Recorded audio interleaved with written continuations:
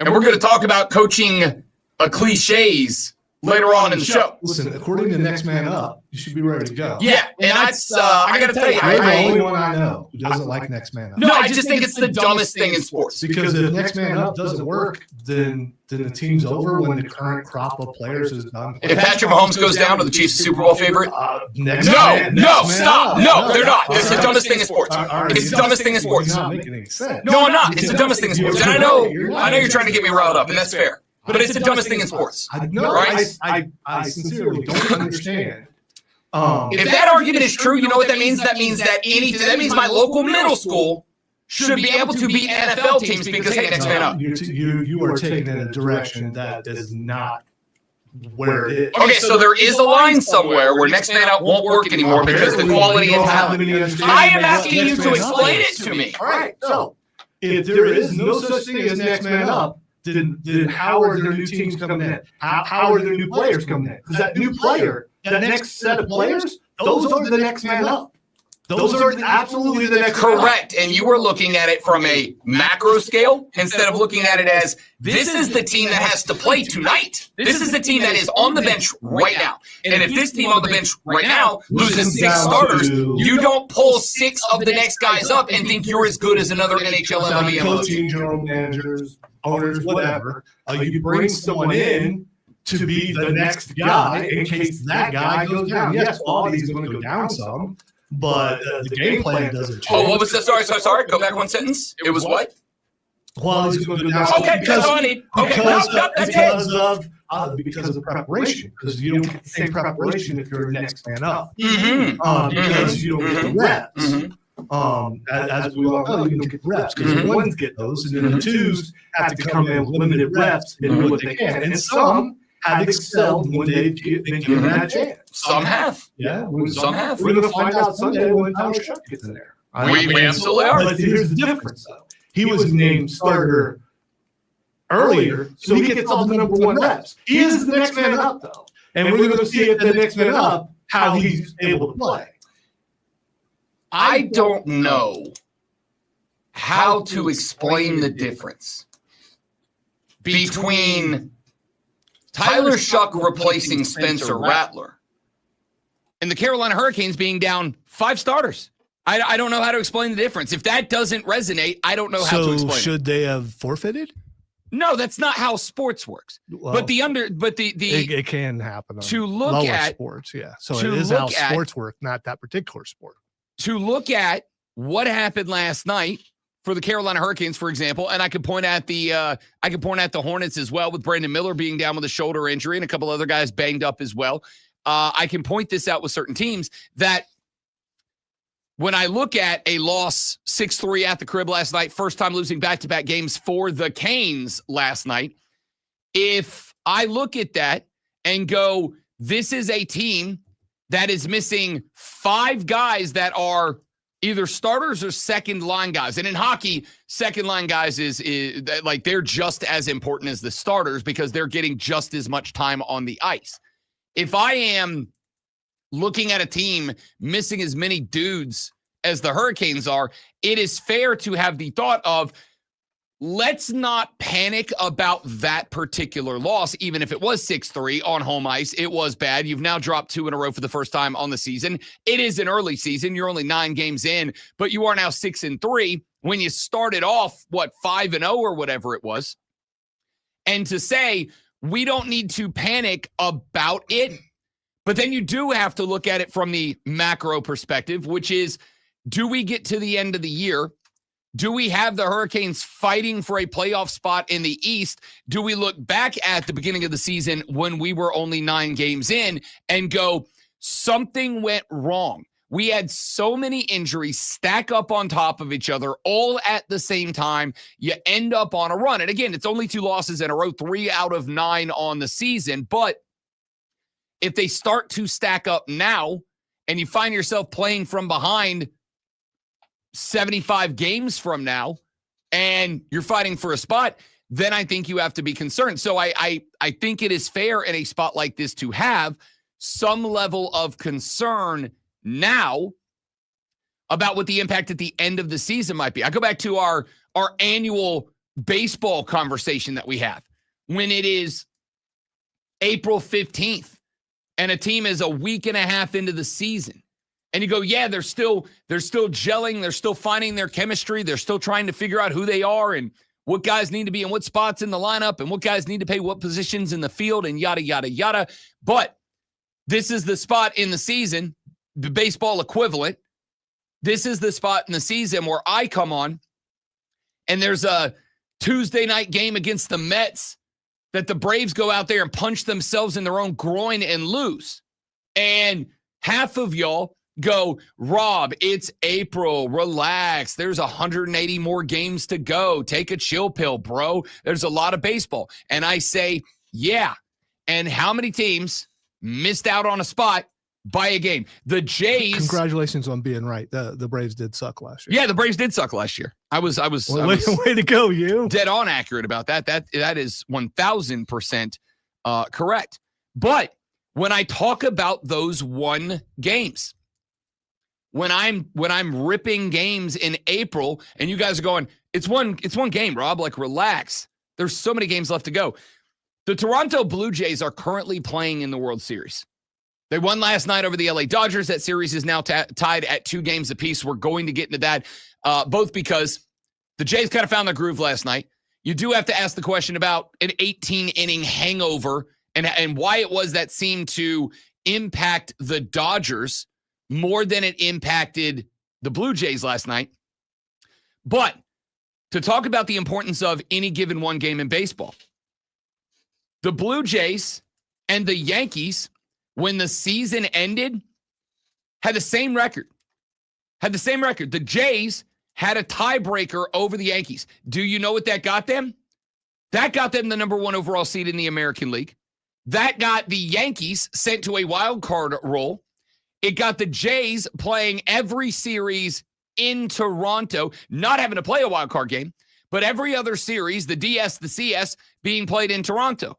And that meant that in Game 7 against Seattle, a team that may or may not have been a better baseball team, they had to go to Seattle for Game 6 and 7. I don't know that the Jays go on the road to Seattle and win Game 6 and 7, but they were able to do it at home. That's why one game matters. That's why it is that I start to flip out in April when baseball teams, and I can do this about any other game too, right? Like I was on BetMGM tonight last night, and we were talking about the Indianapolis Colts. Brad Evans asked me, he's like, are you in on this team as a legitimate National Football League championship team? And the answer was, I wasn't until this past weekend, and now I am. And I am now because of the realization that Danny Dimes was never the guy that they brought in to be the franchise. They brought Danny Dimes in to be good enough. And that's exactly what he did. They didn't ask Danny Dimes to come in and be Patrick Mahomes. They didn't ask Danny Dimes to come in and be Josh Allen. They asked Danny Dimes to come in and say, hey, we built a pretty good team around here. We need a quarterback that is going to be consistent and talented, because Anthony Richardson's just not that guy. So they bring in Danny Dimes. They do not heap the weight of the franchise on him.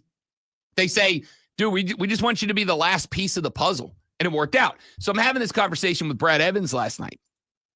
And he said, are you in on the Colts as a legitimate National Football League Lombardi Trophy winning football team? And I said, yeah. And I said, one of the reasons why was, go look at the schedule that they have played so far. 7-1. And it's not a great 8-run schedule. Like, it's not a great 8 games that they've played. They have only played 2 or 3 teams that have winning records at this point. Denver was 1. They won that game by a point. The Chargers were 1. They lost that game. That's the only game they've lost. Oh, excuse me. The Chargers won. They beat the Chargers, Justin Herbert. But as far as good quarterbacks they beat, that's pretty much the list. It's pretty much Bo Nix and Justin Herbert. They lost to the Rams, and that's kind of where they are right now. So I said, I'm interested in the second half of the season because the Chargers have the, I would say, probably 3rd or 4th most difficult second half of the schedule left out in front of them. But the take about the Colts for me was, I could see this AFC South. I could see this being a division that comes down to the wire.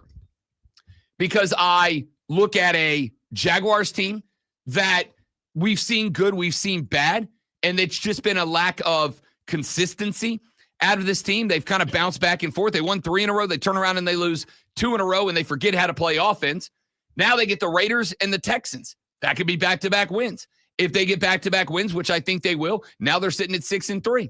They're right there in the back pocket. This might come down to the back half of the season, and the difference between the Colts and the Jags is that including having to play each other twice. The Jags have a dramatically easier schedule left ahead of them. They've got the Raiders. They've got the Texans. They've got the Cardinals. They've got the Titans twice. They've got the Jets. Like, dramatically easier schedule. And this is why I put such an emphasis on early season games when there's a lot of, let the guys find their flow. Let the guys find their time. The Colts, really hot out of the gate. This is, again, why I look back at the Jags losing to the Bengals in week 2. And granted, Joey B was there, different ball club. But again, that Bengal defense is booty cheeks, man. So this is why I look back at that game, because I go, if I'm Jacksonville, 5-2 when I'm looking at the Colts at 7-1 feels a hell of a lot better than 4-3. I go back to the Seahawks game. They lose that game 20-12. It was a winnable game. They left points on the field. It was very obvious. That's a game that I go, all right, 5-2. And if you stack both of those very winnable football contests and turn them both into wins, you're tied for the division. It may be a little hard to chase down. Again, Colts have a tougher schedule down the road. The Jags will get 2 chances to tag L's onto the back of it. So what happens if the Jags get both? If the Jags were to get 2 wins worth of credit right now over the Colts, what does that do? You're still a game out. You're still a game out, and you're a game out with a loss to the Bengals that you didn't need to take against a bad defense and a loss to the Seahawks that you didn't need to take. Right? Like, that's what I'm talking about. And this is why I get all up in arms about early season games. But I also attribute it to, this is why when I see something happen like I did last night with the Hornets, Brandon Miller, this is problematic. Brandon Miller goes down. They get hammered by the Heat last night. He'll get rechecked for his shoulder injury tonight. They are back from a 3-game roadie this evening. Well, I guess they got back last night. He'll be checked today. But Brandon Miller goes down. All of a sudden, the entire front 5 chemistry of that Hornets team goes to hell and back. I look at the Carolina Hurricanes, even more influential. They lost Shane Gottisbehere last night. He's like the 5th or 6th significant role player that is down for Carolina. And they are stacking L's now, 2 in a row, 3 of the last 4. They're now stacking, and it is because of injury. That is not an excuse.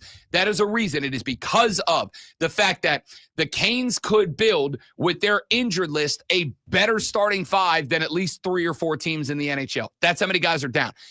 That's a reason, not an excuse. But the reason that you want to say right now, don't panic, it's early in the season, understandable, is the Blue Jays. The Blue Jays. The Blue Jays only got the 1 seed and only got to host every series and only got to host the ALCS against the Mariners and only get to go back to Toronto for at least a game 6 because you got one more in LA. It is tonight. Then we got a day off Friday and Saturday. We hit back to Toronto for 6 and 7. They only get to host 6 and 7 because they won that division, not even by a game. They were tied with the Yankees. They got a tie break. Like, not even by a game. This is why when I come on the show in April of baseball season, when I come on the show in October of hockey season or October of the NBA season, and I say, what happened last night was stupid. Or what happened last night is a bad spot to take an L. Completely rational. That's what I'm looking for. Completely rational that the Hurricanes lost the game last night with the number of injuries they have. But that doesn't mean you shouldn't be concerned about it now. Because if you get to the spot late in the year, or even if you get into the postseason, if you are going on the road in the Eastern Conference semis or the Eastern Conference finals, if you're playing on the road because you dropped 4 or 5 out of 6 early in the season because your team stacked injuries, puts you in a real difficult spot to try to change the narrative in the East that you're just always going to be a second-place team until the Florida Panthers implode. If you're the Hornets right now and you're looking at We could be a 500 ball club, and 500 is good enough to get you into the play-in tournament. If you're looking and going, we might be a 500 ball club, and we want to make sure that we're in the conversation in the East, which right now you are. Again, we're 4 games into the season. You're sitting at the 7 seed right now. That's a playing spot. If you want to stay in that position around 500, which is good enough to get in, these games matter right now. And I'm more concerned about the Hornets, because if you lose Brandon Miller for a couple of games, and all of a sudden, when you were on a hater right out of the gate, you lose one guy, all of a sudden you drop 2 games, and not just drop 2 games, but like you're getting your asses kicked. Hey, if you just lost to Miami, you lost to Miami. That's a ball. That's a decent ball club. You lose to Miami, that's one thing. You lost 144-117. All 5 starters in double digits, nobody more than 20. And it wouldn't have been that close, but LaMelo balled out last night. So this is why I make a big deal out of early season games. This is why nights like what happened last night. Charlotte FC at home last night. They are the only home team to lose in the first round of the MLS playoffs. There were 9 home playoff squads, including the wild card, 9 home playoff games up until last night. All 8 of them went the way of the home team until Charlotte FC lost 1-0 to New York City FC last night.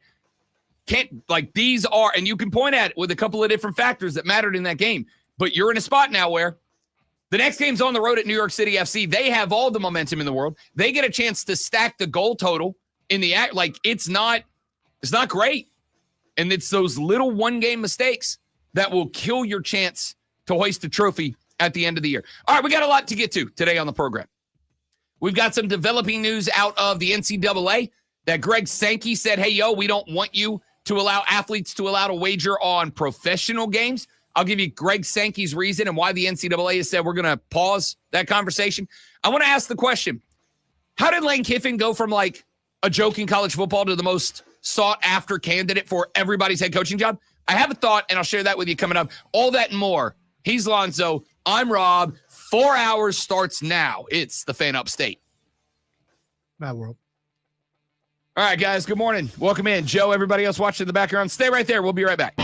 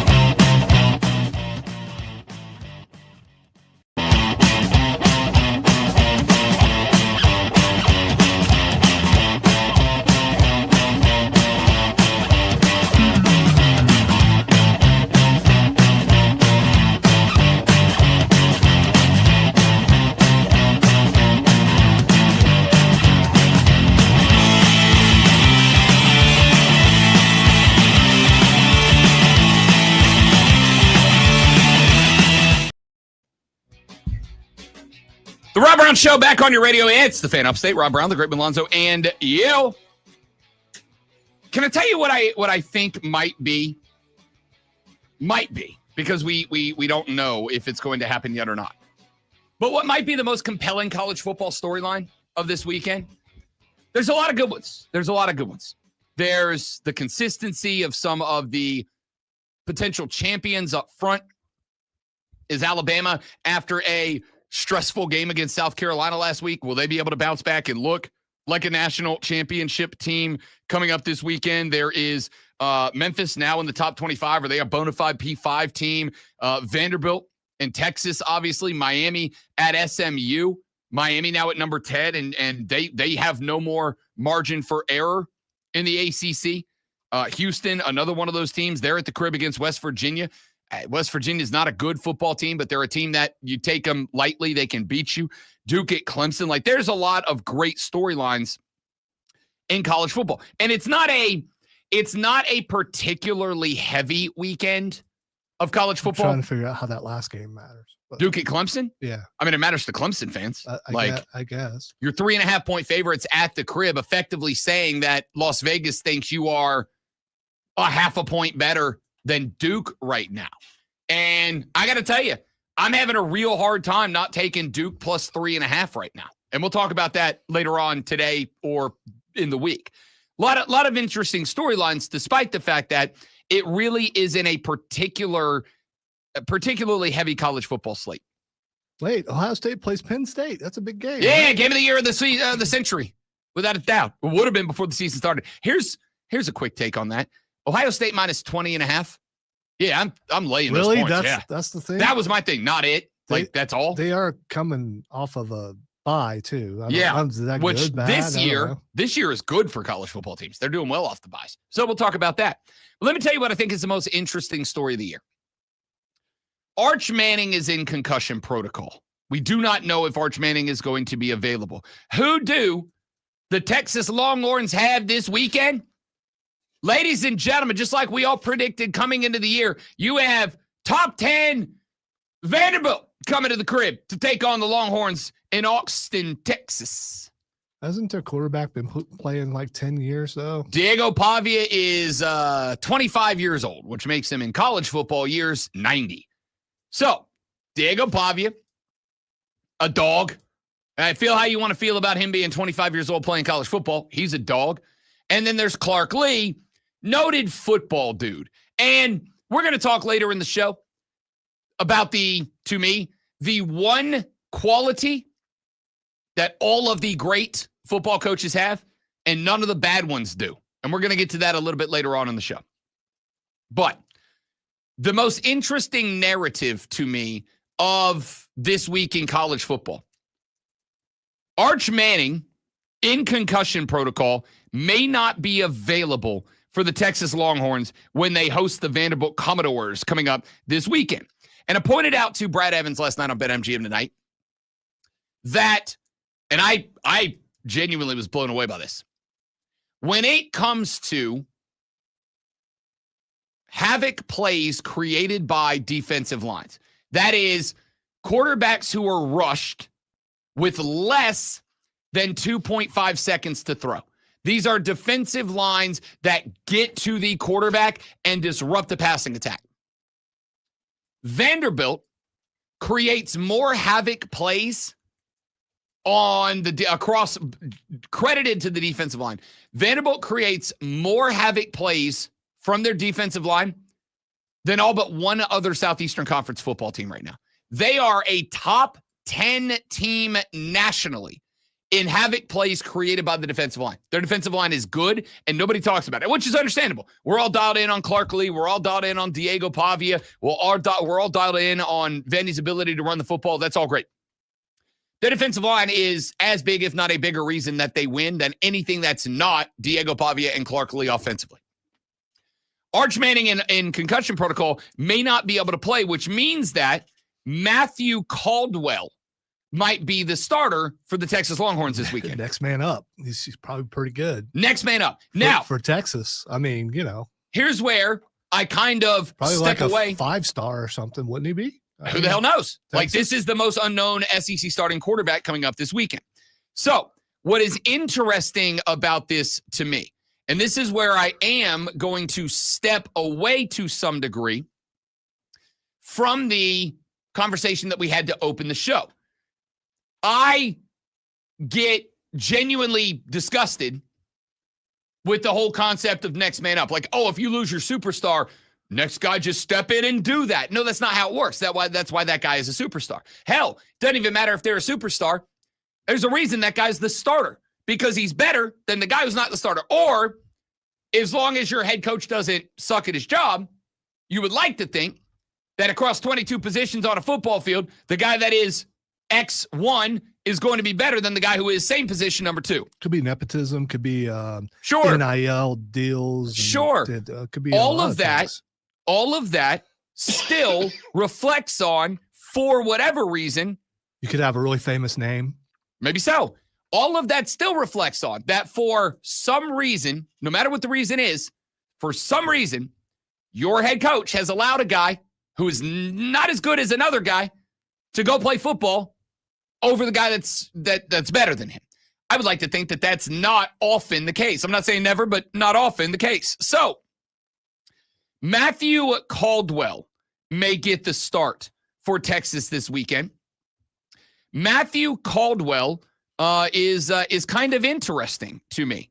Interesting in that Matthew Caldwell has played some games in his collegiate career so far. Matthew Caldwell has played so far, I have statistics dating back to 2021. He's been in the game a minute. This is a 6'4", 212-pound senior, redshirt senior, from Auburn, Alabama. He played games at Jacksonville State in 2021, only threw 30 passes. He played 2 seasons for Gardner-Webb. He threw 55 passes in 2022, 177 in 2023. Last year, he quarterbacked for the Troy Trojans, where he threw 223 passes. Just numbers for you, 63.2% completion percentage for 1,068 yards on the season. He threw 13 touchdowns to 8 picks. He was a starter on all those places? Was a starter for Troy. Okay. Was not a starter he was not a starter at Jayville State, not a starter in 22 for Gardner-Webb, was in 23, and then was for Troy before he transferred to Texas. Effectively, Texas needed some depth in this game. Like, Texas needed a little bit of depth. So here is the question that I'm very curious about. And I want to be clear, I don't think that this is going to be the case. And I want to take a moment to point out that for all the criticism, as valid as it has been, of Arch Manning, of which there's a lot, I do have to also point out Texas's offensive line is bad. It's bad. It's not supposed to be bad. They got some guys that were supposed to be dogs. We were, by we, I mean the media and fans, I guess, we were just as wrong about Texas's offensive line as we were about Arch Manning himself. And by we, I mean y'all, because I wasn't wrong about Arch Manning, neither was Lonzo. Both of us said, why are we crowning this guy the king of college football when he ain't done a damn thing yet? The offensive line is bad. The wide receivers are not Matthew Golden. You don't really have, there's a lot going wrong for Texas. But here's my question. We can bury Arch Manning for inconsistent play, because we've seen some spark out of the kid. We can bury him for inconsistent play and acknowledge that the offensive line is bad and the wide receivers just aren't there. But here is what I am very curious about. What happens if Matthew Caldwell steps in and Texas's offense takes off? What happens if the offensive line, the wide receivers, respond to Matthew Caldwell? What happens? And again, I don't think this is necessarily going to happen, because Matthew Caldwell has never played anywhere close to this level of football. Matthew Caldwell, as far as experience goes, has played a Power 4 team in a competitive way one time. He got thrown into the game against Mississippi State after Arch went down to a concussion. Hey, quick question. Anybody watch that game last week? What happened after Matthew Caldwell got thrown into the game, down 17 in the fourth quarter. Miraculous comeback, and Texas wins. Overtime victory. Matthew Caldwell quarterbacked them to a win over Mississippi State. So here is my question. What is the reaction if Matthew Caldwell quarterbacks the Texas Longhorns to a win over Vanderbilt? Do we look at this and say, well, hey, man, like Vanderbilt was on the road, and come on, Rob, you were overestimating the doors the whole time, and people have been blowing smoke at Vandy that wasn't deserved. At the end of the day, they're still little old Vandy. Or do we look at this and do we go, maybe that thing that we were kind of talking and joking about a minute ago, about maybe there's some reasons that head coaches are playing guys over other guys they shouldn't be playing over for reasons that aren't football related? Wasn't entirely joking, but yeah. Sure. Is there a point that we look at this and go, maybe Sark got it way wrong? Maybe he got it way wrong. I don't know. The most compelling storyline in the game for me might not even happen. But if Arch can't go out of concussion protocol and Matthew Caldwell steps in, if the Longhorns beat the Commodores on Saturday, there's going to be a real interesting discussion, I think, about Steve Sarkisian to be had down the stretch. A guy that I am already not sold on as the next big thing in college football. All right, we'll talk more college football when we come back on the Rob Brown Show in the Fan Upstate. All right, good morning, everybody. Stay right there. We will be back in just a minute. Don't go anywhere.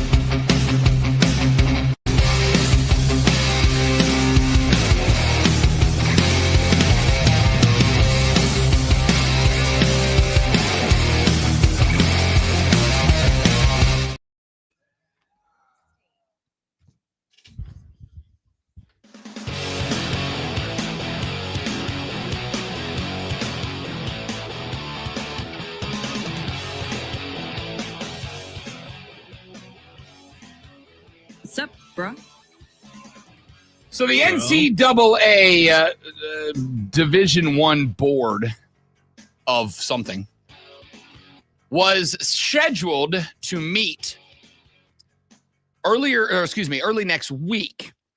And they were going to go through a number of potential rule changes and policy changes and updates and yada, yada, yada. And one of the ones that was going to be discussed was changing a rule that would allow college athletes and employees of college athletic departments to gamble on professional sports. Effectively, you're not pros. You can gamble on pro sports. And that is not a decision that set well with a lot of people. One of those people was Greg Sankey. Now, Greg Sankey is not alone. There are other people that have spoken out about this as well. But Greg Sankey is clearly the most powerful of that group. I know that Pat Narduzzi at Pitt spoke out as well. There is a group of people in college sports that have said that they do not want college athletes and athletic department employees to be allowed to gamble on professional sports. But Greg Sankey is easily the most powerful, predominantly because Greg Sankey is, and I say this as a statement, the most powerful man in college athletics. I think he is more powerful than Charlie Baker, president of the NCAA. I think he is more powerful than Rich Clark, executive director of the College Football Playoff Committee. I think Greg Sankey is the most powerful man in sports. And a very close second is Tony Petitti, the commissioner of the Big Ten. So Greg Sankey last week earlier this week, sent out a memo to Charlie Baker, but it was made public, requesting that the NCAA do not approve of the rule change. Right now, college athletes and employees of college athletic departments are not allowed to wager on sports at the college or professional level. The rule change proposed was going to allow athletes and athletic department employees to gamble, but only on pro sports. Obviously, they would not be permitted to gamble on college athletics. And there are other rules that are attached to that rule as well. Basically, everything that is going on right now in the NBA with their gambling probe, which we're going to get to later on, because there was a very interesting article written on ESPN earlier this week that I wanted to circle back around to. They can't do that. Can't gamble on the sport. Can't provide confidential information to bettors outside of it. It is effectively, you can't do insider trading and you can't gamble on the sport. So Greg Sankey sent out a memo to Charlie Baker, the president of the NCAA, and said, we don't want that rule to change. We would like it to stay the way it is right now. And there is a debate ongoing about whether the purpose of Greg Sankey's email was to say so that we can discuss and debate it further, or just outright, we don't want athletes and employees to be able to gamble at all, point blank, end of conversation. Now, this hits interesting to me for two reasons. And again, every time that we have a gambling story, I feel compelled and obligated to some degree to issue a bit of a disclaimer. That disclaimer being that, number one, I gamble on sports. I'm not a big timer. I'm a beer better is what I call myself on the network. I'm a beer better. I'm betting 5-10s, but I enjoy it. It's fun for me, A. And B, I've made a lot of money by being a voice in the sports wagertainment community. I spent 4 years hosting a nationally syndicated sports gambling show. I still fill in on national syndicated sports gambling shows. I'll be back in Saturday noon to 4 with PJ Glasser doing exactly that. I have always been, well, not always, but certainly over the past 5-6 years, I have both gambled and made money promoting it effectively. So I come from this from a perspective of, I think it's fine. I think it's like any other vice in these great United States of America. I understand that there are people who struggle with it. I will always, always, always, always, always endorse, suggest, sometimes demand that if you have a struggle with gambling, that you get the help you need to stop doing it. But much like any other vice, the fact that other people struggle with it does not mean that it should be taken away from people who don't struggle with it, but enjoy it recreationally or make money off of it.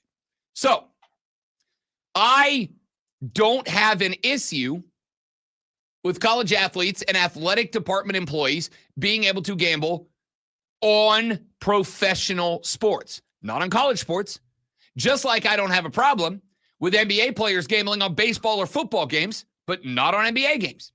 And there is only one thing that I very much would like, which is that I would like a system of A, accountability, and B, responsibility.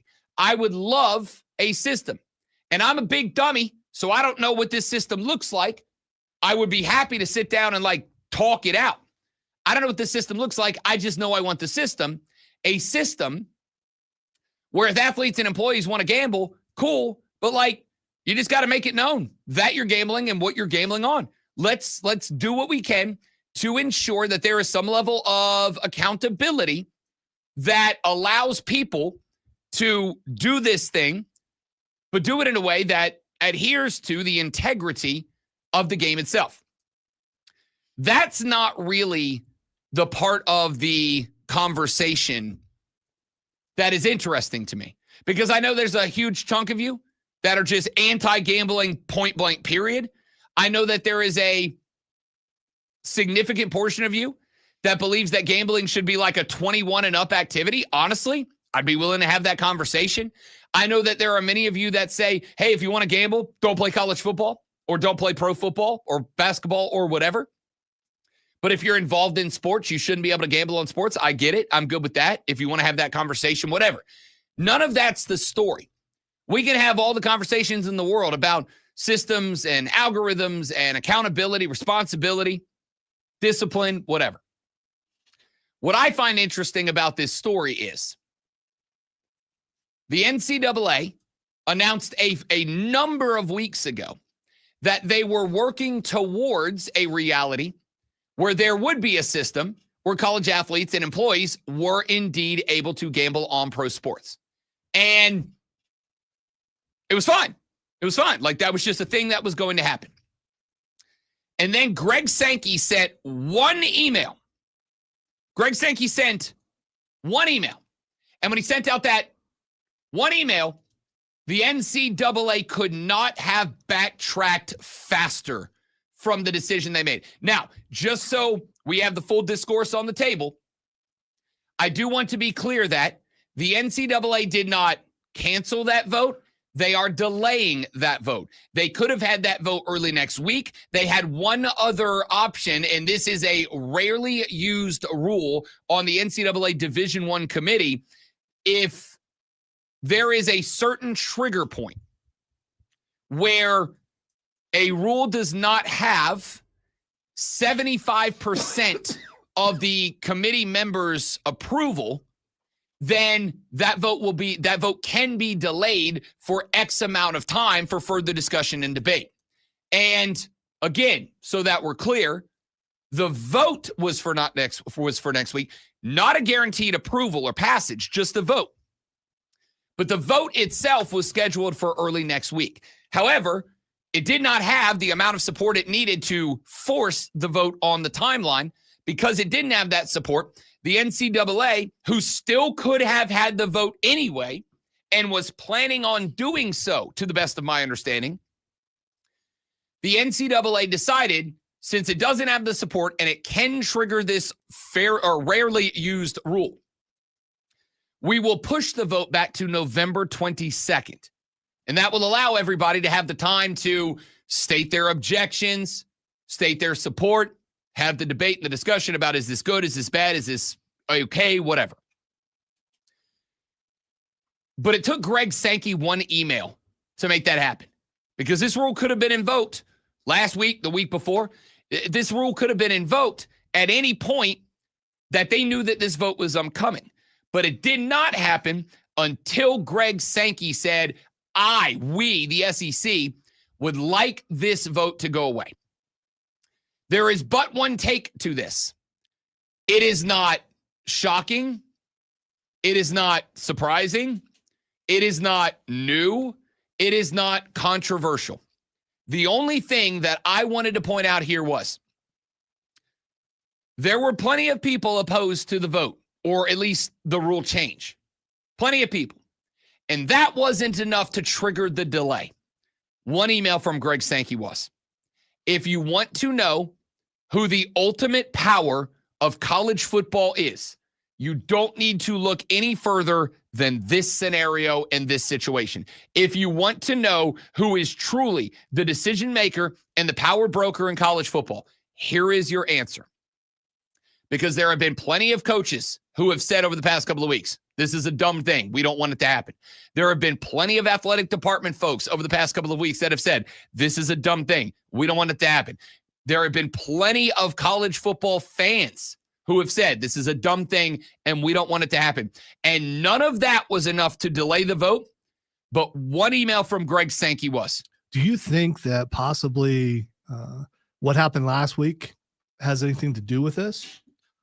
With the arrests and everything, and the fact that the 5 families are involved in sports, and if you allow it, it makes it easier to cover if some college student decides they want to do that? It is possible, because I do think that every organization right now is in CYA mode, right? Like every organization is like, okay, we need to make sure we're doing everything we can to protect the integrity from the people within the inside of the organization, for sure. I think the NBA, Adam Silver was on TV doing an interview like 2 nights ago. I'll play the audio later. It was awkward as hell with him trying to answer questions about accountability. I think that is maybe a possibility. But at the same time, this is a spot that I look at and I go, this isn't Terry Rozier making bets on Terry Rozier. This isn't Terry Rozier making bets on his own props, his overs and unders. This isn't NBA players making bets on NBA players. This is 10,000%. Hey, man, like we think these adult men, and I am willing to label any person that is eligible by this country to pick up a weapon and go fight in a war, you better consider that an adult. I agree with you there. So this is saying that adults do or do not have the right to gamble on things that they're not a part of. They're not professional athletes. They're not in the NFL, the NBA, the MLB, the MLS, whatever, the NHL. They're not in that.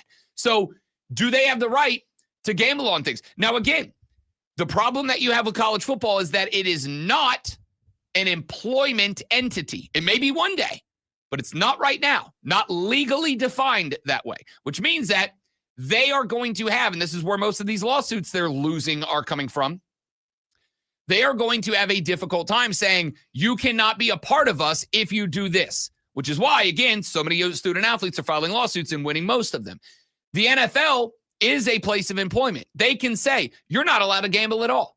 And if gambling means so much to you, cool, but you don't work here. The boss can walk down the hall right now, and he can lay down, in my new contract, he can lay down terms of employment. Rob Brown, as long as you work here, you may not do X, Y, and Z. He could theoretically put a clause in my contract that says you are not allowed to gamble on sports as long as you work here. And I get to decide, do I want to work here more or do I want to gamble on sports more? But college athletics is not legally a place of employment. So their ability to ban this is, even if they say no, if any kid wants to sue for the right to be able to gamble on pro sports, they can, they will, and they'll probably win it. All of that is all hypotheticals I'm not worried about. I just like to use this to once again make the point that you and me, we're powerless when it comes to the decisions and the progress and the forward trajectory of college football. We're powerless. We can say, we can yell, we want this, we don't want that, whatever. We are ultimately powerless. At the end of the day, there are 2 people in the world that get to decide what happens with college football. Greg Sankey is one of them, and to a lesser extent, Tony Petitti is the other one. Everybody else is TV executives, and even they and Charlie Baker are listening to what Sankey and Petitti want to happen for the betterment of their conferences. That's why I believe super conferences are like probably now closer than I thought they were 8 months ago. All right, you know what else is closer than I thought it was 8 minutes ago? A sports flash. Tony Petitti's not going to be happy with your blatant disrespect. That's all I'm saying. Does that mean he's winning a Super Bowl? Toronto has tied up the World Series at 2 games apiece with a 6-2 win over Los Angeles in Game 4. Shane Bieber went 5.1 innings with 4 hits and 1 run allowed, outdueling Shohei Ohtani 6 innings with 6 hits and 4 runs surrendered. Toronto's offense racked up 11 hits, including Vladimir Guerrero's 7th postseason home run. Charlotte FC dropped the opener of the best-of-3 series against the New York City FC, falling 1-0 at home. Alonso Martinez netted the match's lone goal on the 34th minute. The second game is Saturday at 3:30 in New York. The Charlotte Hornets are now 2-2 after a 144-117 blowout loss to Miami Heat. All 5 starters scored in double digits for the Hornets. Charlotte was missing Brandon Miller, whose shoulder injury will be evaluated today. Made it through without coughing. It is a miracle. Hour number 2 of the Rob Brown Show is coming up next.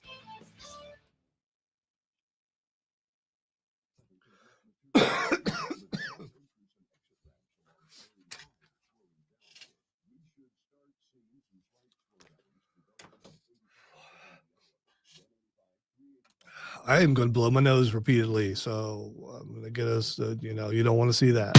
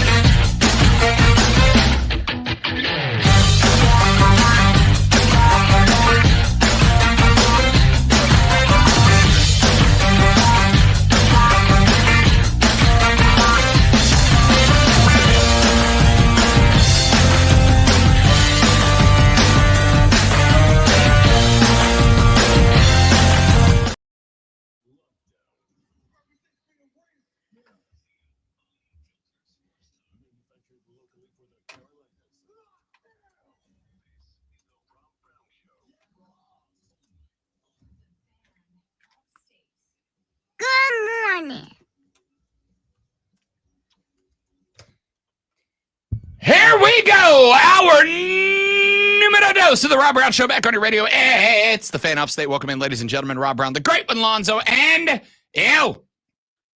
Phone lines open, 844-326-3663, 844-FANFONE. If you want to get at us in that direction, now is a splendiferous time to make that happen. Jump on board. You can text that number. We will read them on the air. You can call that number. We will put you on the air.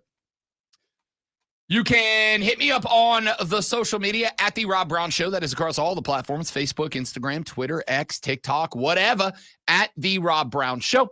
You can get it Lonzo on Word on Twitter if you want to come at us in that direction. Lonzo on Word if you want to hit us up on the social media. And, of course, as always, if you've got something a little more long format, but you do not want to get on the air to discuss it, no worries. Rob.Brown@thefanupstate.com is the way to make that happen. Rob.Brown@thefanupstate.com if you want to jump on board.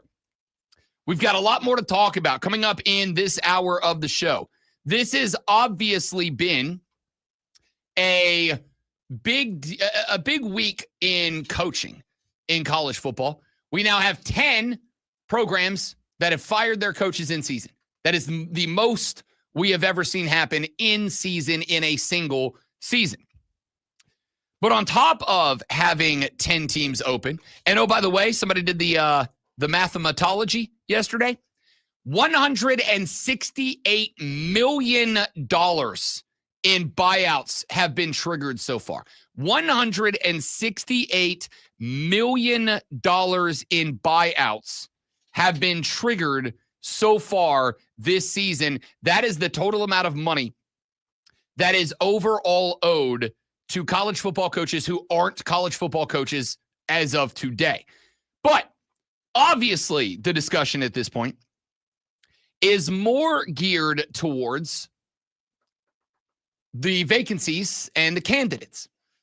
And right now, every big-time job, and I'm talking about three predominantly, LSU, Pennsylvania State, and the University of Florida, they are all in on Lane Kiffin to the point that the talking heads in the game, and I include myself in that group for this discussion, believe that there's about to be a bidding war on Lane Kiffin to get him up out of Oxford, Mississippi. And what I think is fun, and we talked about this with Curt Cignetti signing a $96 million deal at Indiana. What I think is very fun about this is that in years gone by, while LSU and Ole Miss and Florida, or excuse me, LSU, Penn State, Florida, you would assume that those schools would have zero problems outbidding a school like Ole Miss for the services of one Lane Kiffin, especially if Lane Kiffin, and I'm not saying he is or is not willing to, but especially if Lane Kiffin is willing to say, hey, you guys picked me up as the HC when I was kind of a bit of a pariah in college football. You guys gave me the chance. We're building something here. I'll give you a bit of a hometown discount to stay in Oxford. But if Indiana can come off of $96 million, Ole Miss can come off of $96+ million. Indiana came off of $96 million and made Curt Cignetti the third highest paid head coach in college football. Ole Miss can find $98 million and make Lane Kiffin the second highest paid head coach in college football. However, LSU, Florida, Penn State all had the resources to make Lane Kiffin the highest paid head coach in college football. So, again, he said earlier this week, I don't chase money. It's not a money decision for me. Now, I think that's probably a bit of a lie, but maybe it's not the primary decision. Does that, like... Well, he doesn't chase money, but money chases him. I mean, sure. I mean, there you go. Sure, but like... I don't have to go to them. They come to me. That's what I got out of that. He is just a little bit arrogant. So I can also say, like, money isn't the motivating factor for me. But if I got offered $1 million to work in Albuquerque or $250,000 to work in New York, I'm heading to New Mexico, man. I might hate it while I'm there, but that's where I'm going. So the point here, though, is while it is expected to be a bidding war between LSU, Florida, and Ole Miss and Penn State, for Lane Kiffin, let's not pretend that Ole Miss is a non-factor in this. right? Especially if there's a hometown discount on the table. And I find that interesting. But I was thinking about that last night. Lane Kiffin is about to become, I think, the highest paid head coach in college football. And a trigger for that was Brian Kelly being relieved of his duties at LSU. And I was thinking about those two guys in comparison and contrast with each other. And I ended up arriving at a thought. I think when you look at Kirby Smart, when you look at Ryan Day, when you look at Dabo Swinney, when you look at, if you want to take it back a little longer, Nick Saban, Urban Meyer, I think when you look at the best coaches in college football, the most successful coaches in college football, and now I would argue when you add Dan Lanning and you add Kurt Cignetti, the highest paid head coaches in college football, I think there is one personality trait that is shared between all of them. And it's not going to be one that you're going to be like, oh, what an astute observation from one Rob Brown. But I do think that while it does not jump off the page, and it's one that you might even look at and go, well, yeah, like, duh, obviously. I think when you put it into perspective about who's getting paid and who is winning right now, maybe it jumps off the page as maybe that's the thing you look at before you look at maybe even accolades from down the line when trying to find a new head coach, which is something that a lot of schools are going to be doing in the very near future. I'm going to get to that coming up later on in this hour, but we got a lot of stuff we got to get to here because you are now less than 53 minutes away from having to get to the office. You've got to get up, get showered, get dressed, eat your breakfast, drink your coffee, get in the car, get through the traffic, make it to work, get to the desk, log in, respond to the passive-aggressive emails with slightly more passive-aggressive emails over your own, and then it is time for the best part of the day, break number one. When you walk down the long hallway, you go to the break room, you stand around the water cooler, and you talk sports with your friends, family, coworkers, supervisors, whoever it is you talk sports with. When you do that, you need to know what's going on so you don't sound like an idiot, right? Yeah, that's why we do this. Are you ready for the playbook of the peculiar, the almanac of the absurd, and the encyclopedia of the extraordinary? Well, you better be, because we're diving headfirst into the 3 top stories that will have your coworkers saying, "You must chill!" even before they take their first bathroom break.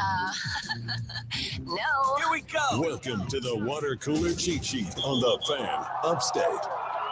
It is the Water Cooler Cheat Sheet, the top 3 sports stories you need to know before you get to the office and start talking sports with whoever the hell you talk sports with. When you do, this is what you'll be talking about. Allow us to dive right in with item number 1. A federal judge yesterday dismissed NASCAR's counterclaim against the 2 teams, 2311 Racing and Front Row Motorsports, that have sued NASCAR over allegations of antitrust issues. U.S. District Judge Kenneth Bell issued the summary judgment in favor of 2311 Racing and Front Row, dismissing NASCAR's claim that 2311 co-owner Curtis Polk illegally colluded with other teams during negotiations for new charters. 2311, of course, is the team that is partially owned by NBA Hall of Famer Michael Jordan and 3-time Daytona 500 winner Denny Hamlin. Polk is Jordan's longtime business manager. He was also part of a 4-member negotiating team that worked with NASCAR during 2+ years on the charter agreement signed by 13 of the 15 organizations. The other 2, of course, the 2 involved in the lawsuit. NASCAR argued in its countersuit that a 2023 boycott of the Team Owners Council meeting negatively impacted its media rights negotiations, and that by the 15 organizations unifying for the charter talks, the teams got a better deal than they could have gotten if NASCAR negotiated with the teams separately from each other. Bell found the boycott to be a negotiating tactic, quote, which appeared to have little impact, end quote, because NASCAR started individual negotiations shortly after. Bell also found that 2311 and FRM did not participate in, quote, unreasonable restraint of trade, end quote, because NASCAR's individual meetings with the teams did result in some changes to the charter agreement, and because all the charter agreements would be the same amongst all teams, basically finding that the teams working together in negotiations would be reasonable for the betterment of themselves and every team across NASCAR's table. The quote, the evidence here establishes that not only were individual negotiations available, but NASCAR had such negotiations regularly during the negotiation period, and those individual negotiations achieved concrete results, including the final 2025 charter agreement that was signed by 13 teams acting individually and contrary to the supposed joint agreement. Basically, what the judge is saying here is that while NASCAR has made claims that 2311 and FRM did not negotiate in good faith, and therefore their fight back against the charter agreement as it stands is no good, what the judge basically said is 2311 and Front Row have now provided enough evidence to him to say that that's not true, because NASCAR did negotiate with each team independently, which is not how they argued their case in this lawsuit. Listen, we're a long way from the conclusion of this. And obviously what I am really interested in seeing is what changes are made to the sport and to the charter system moving forward, because the NASCAR season ends this Sunday. And then it is only like 3.5 months until we run the Daytona 500 and kick up the next season. Is this something that can be finished in 3.5 months? Will 2026's NASCAR season be run with a contentious attitude wafting through the air? I don't know. But this is a big moment in the course to figure out what happens between here and the Daytona 500, which we will get to a little bit later on in the show. Let's get to item number 2. We had a lot of professional sporting events that took place last night, and we'll jump through some of the scores here. We will start over in Major League Baseball. The World Series ongoing, Game 4 last night in Los Angeles, California, IA. Shohei Ohtani has been ridiculous so far in this World Series. However, Shohei Ohtani took his first postseason loss off the bump last night. 6 innings, 6 hits, 4 runs allowed. Cade 6 did give up a 2-run shot to Vladdy Daddy Guerrero Jr., who took him for a pair with a gigantic dong in the 3rd inning. 1 on, 1 out at the time. That broke it open. The Dodgers were up 1-0. The Jays stole the lead off the Vladdy Daddy Dong in the 3rd. They would not relent. They would put 4 more up in the 7th inning to make it 6-1. The Dodgers got 1 back in the bottom of the 9th, but ultimately it ended up being Lewis Varlin, who was on the bump in the 9th, gave up the 1 run, but then was able to get a K and end that inning and end the game.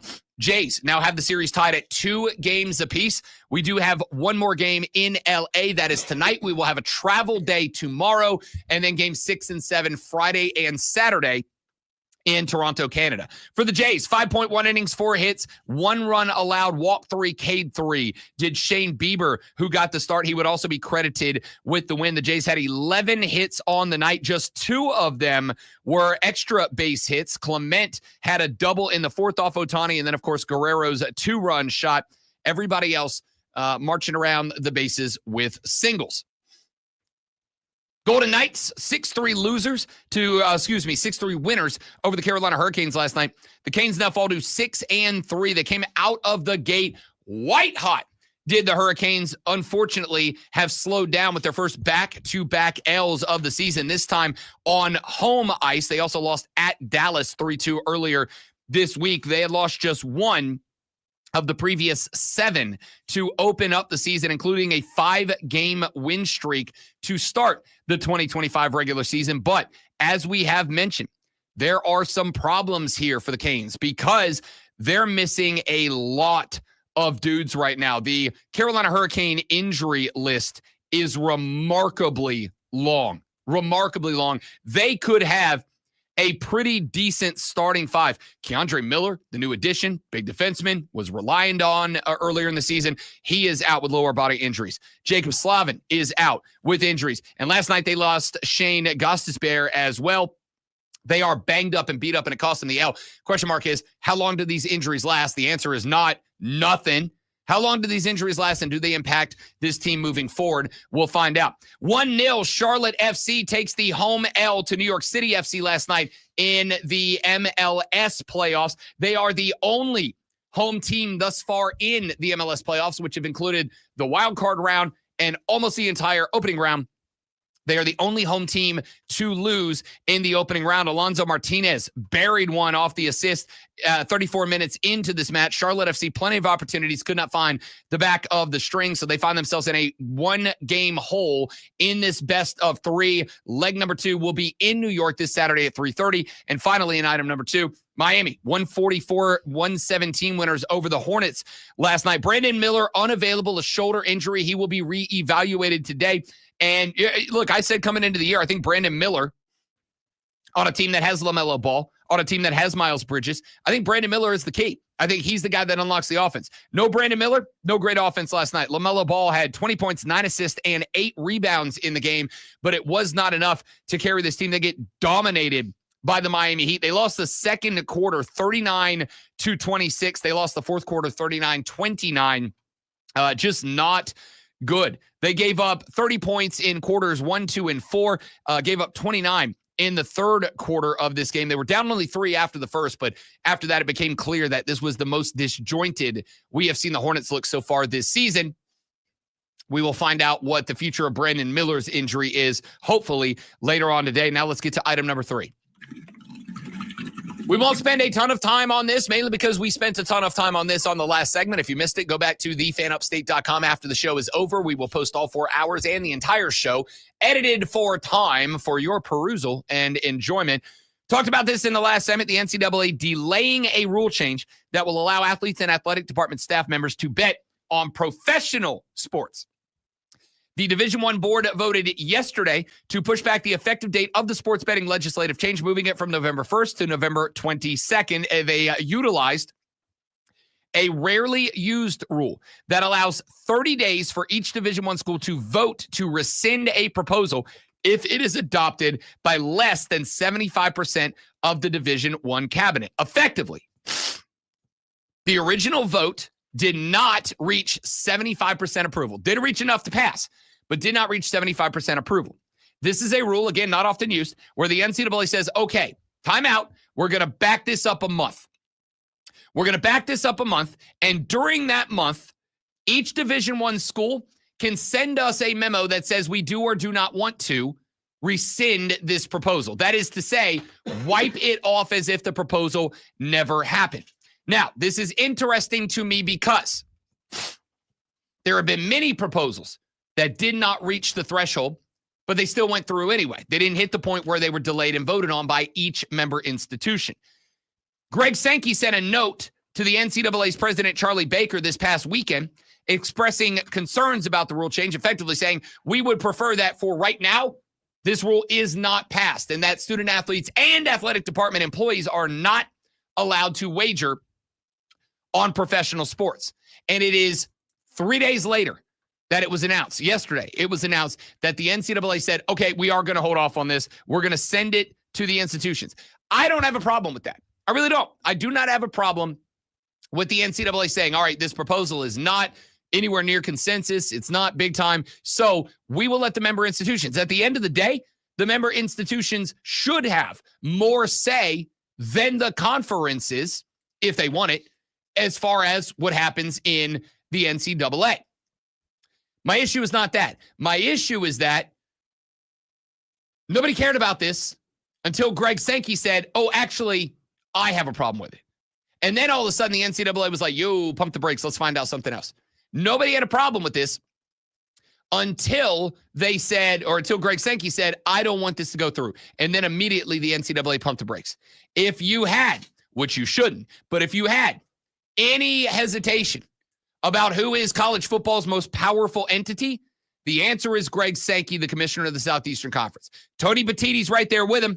Greg's up by about a half a step. But Greg Sankey made one email on Saturday, and that one email effectively completely changed the plans of the NCAA. I don't know what else you need to know. That just is what it is. All right, when we come back, I would like to have 2 conversations. The first, how did Lane Kiffin go from a guy who a few years ago was a college football pariah? How did Lane Kiffin go from a guy who a few years ago was a joke in the college football landscape to a media darling, a fan favorite, and now the most sought after major head coaching candidate in college football. There is going to be a bidding war around Lane Kiffin that is going to make him the highest paid head coach in college football if he wants it to. But this is the same guy who 4 or 5 years ago was kind of looked at as a joke. How did he get there? I got a couple of thoughts, and then I'm going to transition that to the second conversation I want to have. There is one personality trait that all of the top coaches share, and I don't think we talk about it enough. And we will do that when we come back on the Rob Brown Show in the Fan Upstate. All right, as those of you on the stream who hear the audio uninterrupted, not the folks on the radio could tell, I have to go blow my nose because I'm over here sniffling like I just watched the end of Old Yeller. Be right back.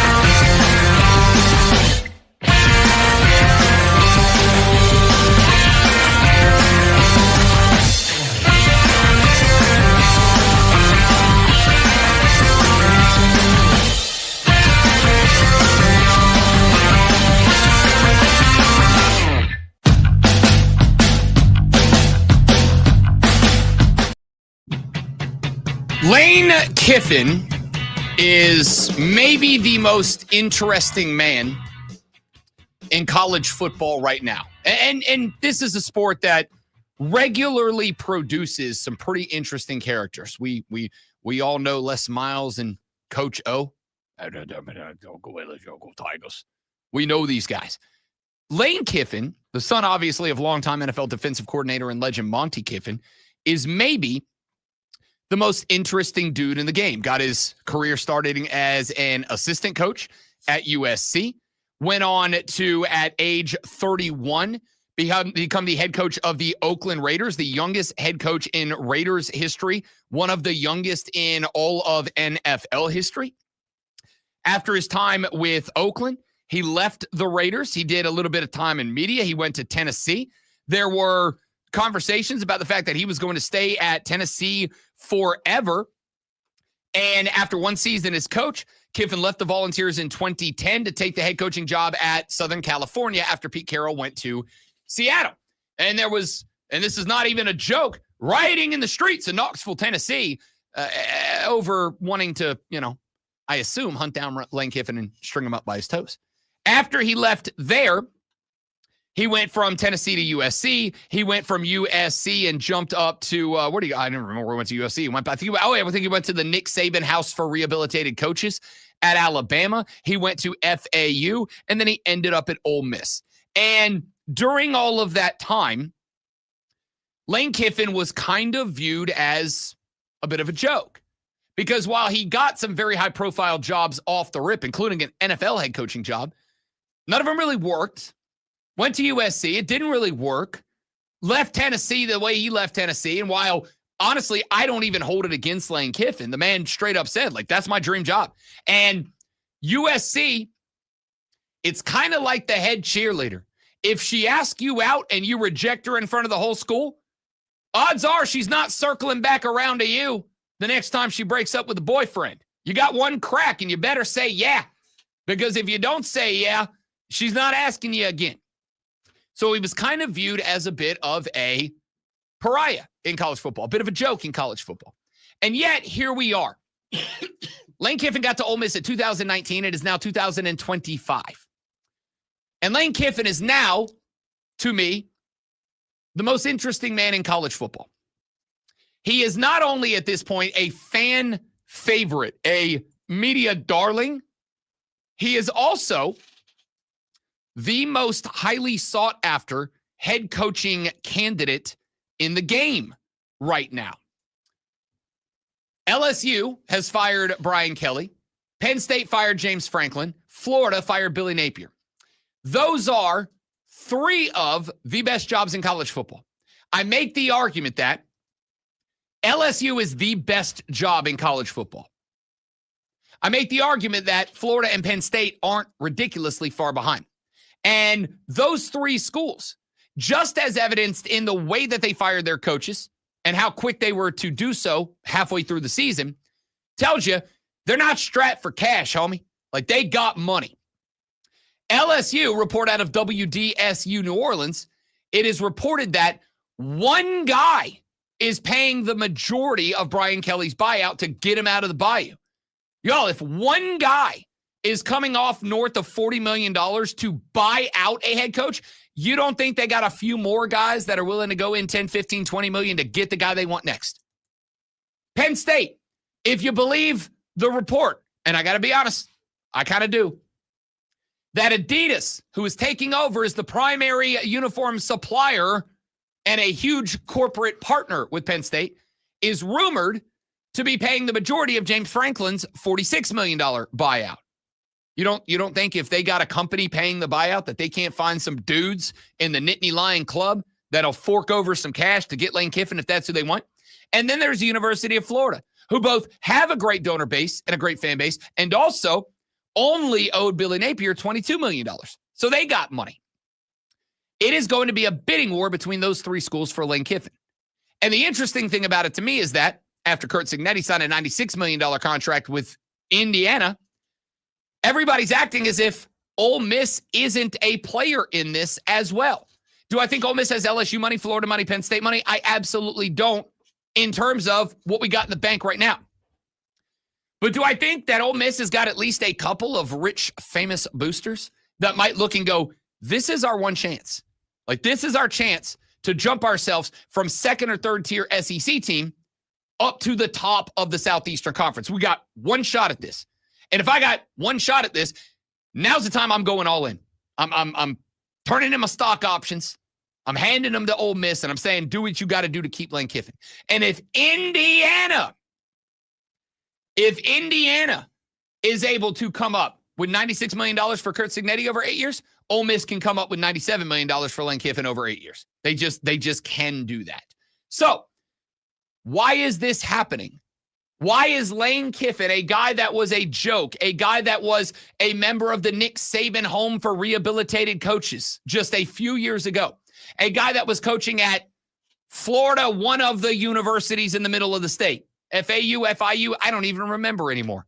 How is that guy about to become the most highly paid head coach in college football?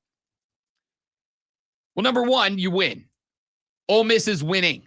Ole Miss is well on their way at this point to the very first playoff in the history of that school. And I think they are going to get there. Ole Miss is currently a one-loss football team. The one loss that they have right now was to Georgia, who is the, at the time, number 9 team in the country, now rising back up in the top 10. Ole Miss is 4-1. A slip from either Alabama or Texas A&M would put Ole Miss at least in a spot of contention for the SEC championship game at this point. Ole Miss has left ahead of them South Carolina, the Citadel, Florida, and Mississippi State. Y'all, there's not a loss in there for Ole Miss. If there is, it's going to be a shocking upset. I mean, there's not a loss in there in as much as, like, there's no losses for anybody, right? But, like, college football has upsets.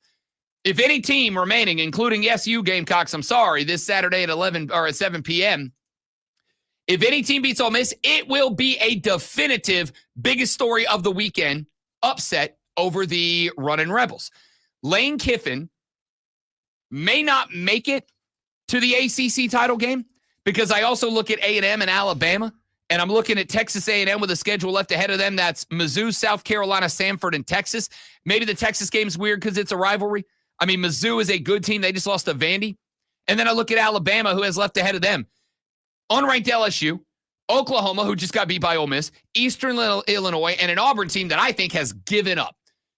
There's probably not a loss between A&M and Alabama, but if there is, Ole Miss is right there in the mix. They would still need a little help because Georgia holds the tiebreaker. But the point is, Ole Miss is going to the playoffs this year. If not as an SEC champion or runner-up, as an at-large team. Because the SEC is getting probably 6 of the 12 spots this year. So, you win, and you go in. And if you win, even if it is to get to the playoffs, you are going to be noticed. Curt Cignetti in Indiana, $96 million. But I think there's one more reason.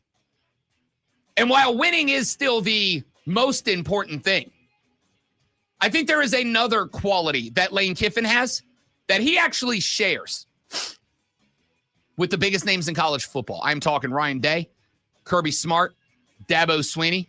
You want to take it back to the old school because I'm an old fool who's so cool. Nick Saban, Urban Meyer. There is one quality they all share. And I think Lane Kiffin took a little while to develop it, to sharpen it, to get to the point where it's a positive, not a negative, because for some people this quality can be a negative. But I think he got there. And I think this one personality trait, it's not going to shock you, but I think when I lay it out, you're going to go, damn, Rob Brown's got a point. We'll talk about that when we come back on the Rob Brown Show in the Fan Upstate. Ward, good morning, buddy. Good to see the name pop up, man. Great to have you. Shout out to Fort Worth, Texas. I've never been to Fort Worth, Texas. I've been to San Antonio. I've been to Dallas. I've been to Houston. I've been to Austin. I want to go back to Austin. I miss Austin. Austin's amazing. Austin's the weirdest city in Texas, and I love it. Stay right there, guys. We'll be right back.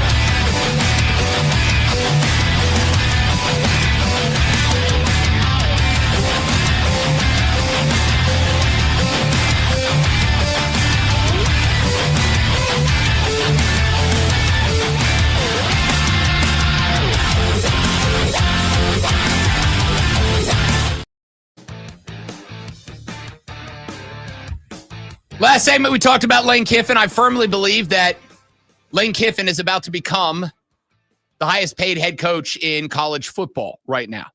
And I don't think he'll stay there long.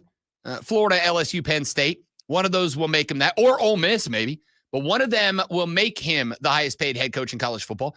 And then as the pool of potential candidates at huge name schools shrinks by one big name, in order to outbid for whoever becomes the next big name up, one of those guys will likely take that title from Lane Kiffin very quickly.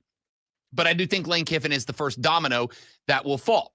So the question that I asked was, how did Lane Kiffin go from a guy that just a few years ago, after things going tragically wrong in, at the time, Oakland with the Raiders, after the way that he left Tennessee, after leaving USC and going to Nick Saban's home for rehabilitating coaches, how did Lane Kiffin go from a guy who was kind of a joke in college football to a media darling and a fan favorite?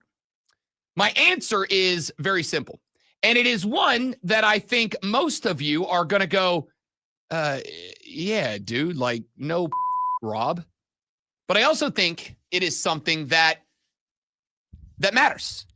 And you know, Rob Brown, sometimes I like to make sports deeper than they are.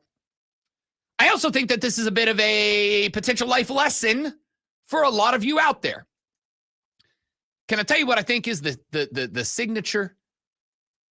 Aside from winning, like, you do have to win, but there's something else to it. If I was to name right now the highest paid head coaches, and, you know, maybe I could change the name and say most successful, but obviously I think those things are to some degree in sync with each other, right? The more successful, the higher you are up on the pay rate. Check out the names of the highest paid head coaches in college football right now. Kirby Smart, number one, $13 million approximately per year. We don't know the exacts, and obviously there's a lot of incentive money that can be added, a lot of endorsement money, both locally and nationally, that can be added, whatever. But just base salary, Kirby Smart, 13 mil. Ryan Day, 12.5. Kurt Signetti, after his new contract, 11.6. Lincoln Riley at USC, 11.5. Dabo Sweeney, 11.2. Steve Sarkisian, 10.8. Dan Lanning, 10.4. Kalen DeBoer, 10.25. Brian Kelly, 10.175. Bill Belichick, 10.1. Those are the highest paid head coaches in college football right now. With a couple of exceptions, and I'll specifically point out two on this list. Do you know what all of them have in common, in my opinion? They are all authentically who they are. There is no question mark about who this person really is. And for some of them, they're just an a-hole. And for some of them, they're friendly, cheery guys. And for some of them, they are somewhere in the middle. But they're all 100% authentically who they are. And I think that is now a requirement to be successful in college football. Let me play you an answer that kind of triggered this thought for me from Lane Kiffin. Lane, in his press conference earlier this week, after they knocked off the Oklahoma Boomer Sooners, was in a press conference, and a reporter asked a question. And I would like to let you listen to Lane's answer, and then his answer, and then his answer to that question. Your thoughts following the game? Coach Brent Venables said he felt like he had the better team. Just your overall thoughts on that. That's an interesting take. That's a hot take. You have a better team. I wouldn't have thought that people watching would say that. You know, I felt that we won at their place in weather that as a defensive head coach you would normally wish for, and won by 8 points. And I think we left a lot out there. I think we should have won by a couple scores. So I don't know how he evaluated that game, that they were the better team. I mean, we had way more yards, 21 first downs to 14, and we played 87 plays of offense, and they had 1 sack and didn't force any turnovers. That's a interesting take, but whatever he needs to say. And also following up to road trips. Maybe to Georgia. Maybe they had the better team last year too when we beat them. Sorry. Yes, sir. following up on the road against Georgia. Maybe we had the better team in Oklahoma when we beat them 55-19 in the national championship. Maybe we had the better team at Clemson when we beat them 45-40 in the national championship at Alabama. Next question, my bad. You got me on that. Talking about. I love it. I love it. I love it. That is, it comes across to a lot of people, I think, as almost kind of petty, right? Like my man started digging through history. Right I don't there. know. That's a budding rivalry now. Not really, but I mean, it's not a one-sided rivalry. Maybe so. I mean, they just beat the crap out of him. But the point here is Lane Kiffin started with just a simple, that's an interesting take. That's a hot take. And then as it spun in the old wheelhouse for Lane Kiffin, I think he kind of got to the point where he realized, yeah, I can't let this go. Now, I want you to think back to the last handful of games for Ole Miss. I go back to last week, Oklahoma. Lane Kiffin said, as he is chirping to a sideline reporter during the postgame interview, yeah, they're real quiet now. I don't hear a lot of talk now. And then we found out it was because one player on Oklahoma's defense, according to Lane Kiffin, multiple times ran up to him during the game and was like, you can't score on us. You can't score on us. And then they did that a lot. And Lane Kiffin straight up said, while the kid came over to dap him up to his face, yeah, this kid right here was telling me a bunch we can't score on him. I don't hear him talking a bunch right now. And then I want to take you back to the run-up to the LSU game. That is a rivalry game. It's not one of the biggest and the best, but it is a long-standing rivalry game. Will Weeks, starting star linebacker for LSU, started dating Lane Kiffin's daughter.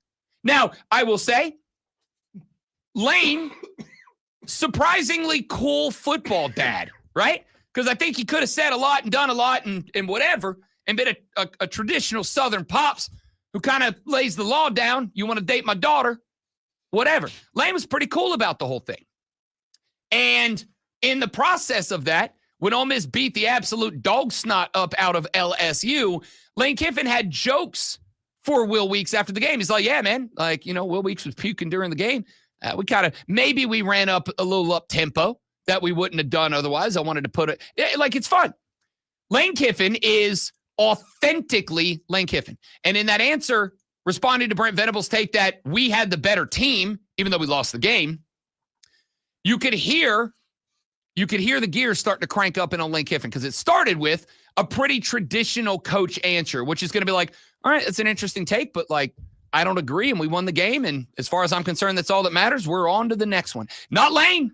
But you notice he started out pointing out that Venables was a defensive guy. Before he went into all that, that's one of the first things he pointed out is that he's a defensive guy. Did that, pointed out, and like I said, did that, and then dug back into history for all the spots that he has beat Brent Venables in different roles and was like, did he have the better team then? Did he have the better team when I was at Alabama and we beat him? Did he have the better team here and there? Again, that's just Lane Kiffin being like, this is what it is. Authenticity, I think, is the most important thing that a coach can have. And I think I think there's a few reasons for that. The first is, and the most important one, exactly what Keegan just said in the chat on our live stream, facebook.com/thefanupstate, the Fan Upstate on YouTube, on Twitter, the Rob Brown Show on Facebook, on YouTube, and on Twitch. I think it's a strong recruiting tool, players like the Moxie and the big personality. And look, yes. And it doesn't even necessarily have to be the big personality, right? Because I think there are a lot of coaches that are very successful, but they're not like big. Like Kirby Smart. Kirby Smart's not a big personality, right? Like he's not a boisterous dude. Hey, but he is authentically, I'm just a business football guy. Nick Saban was not, during his time as a coach, he was loud and he was aggressive, but he wasn't like when he was out on the trail, it wasn't like a big personality. He's just a dude that walked in and was like, look, here's what I want done. Here's how I want it done. Here's what I want it done. And if you show up and you do what I want, when I want, how I want, you're going to win one of these rings that I'm wearing 7 of. And that's a great recruiting pitch for a guy like Lane Kiffin. If Lane Kiffin showed up at my house and knocked on the door, was like, yo, I want to come hang out and have a couple of brewskis. Come on in, Joey Freshwater. Let's party, man. That's a guy that resonates with me. And when I look at the rest of the highest paid head coaches, Kirby Smart, again, not a big boisterous personality, but just authentically, I just care about football. Down 2, if you're one of the 97 players that gets caught doing 125, I'll find a way to help you get off the hook as long as you help me win football games. Ryan Day. We all found out this year Ryan Day has at least one nipple ring.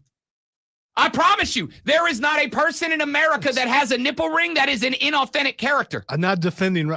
It's unconfirmed. It's not. You can see it. It's not. Sorry, it is. It's not. Sorry, Lonzo. It is 100,000% okay that your coach has nipple rings. There's nothing wrong with that. I don't care. But he hasn't come out and said, yes, I do. I don't need him to.